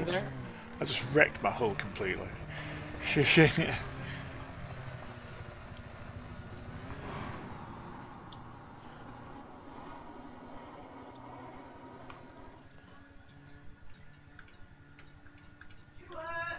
Okay. Yay. Oh, almost got onto the base. Almost. Almost. That was fun. Right, thank you.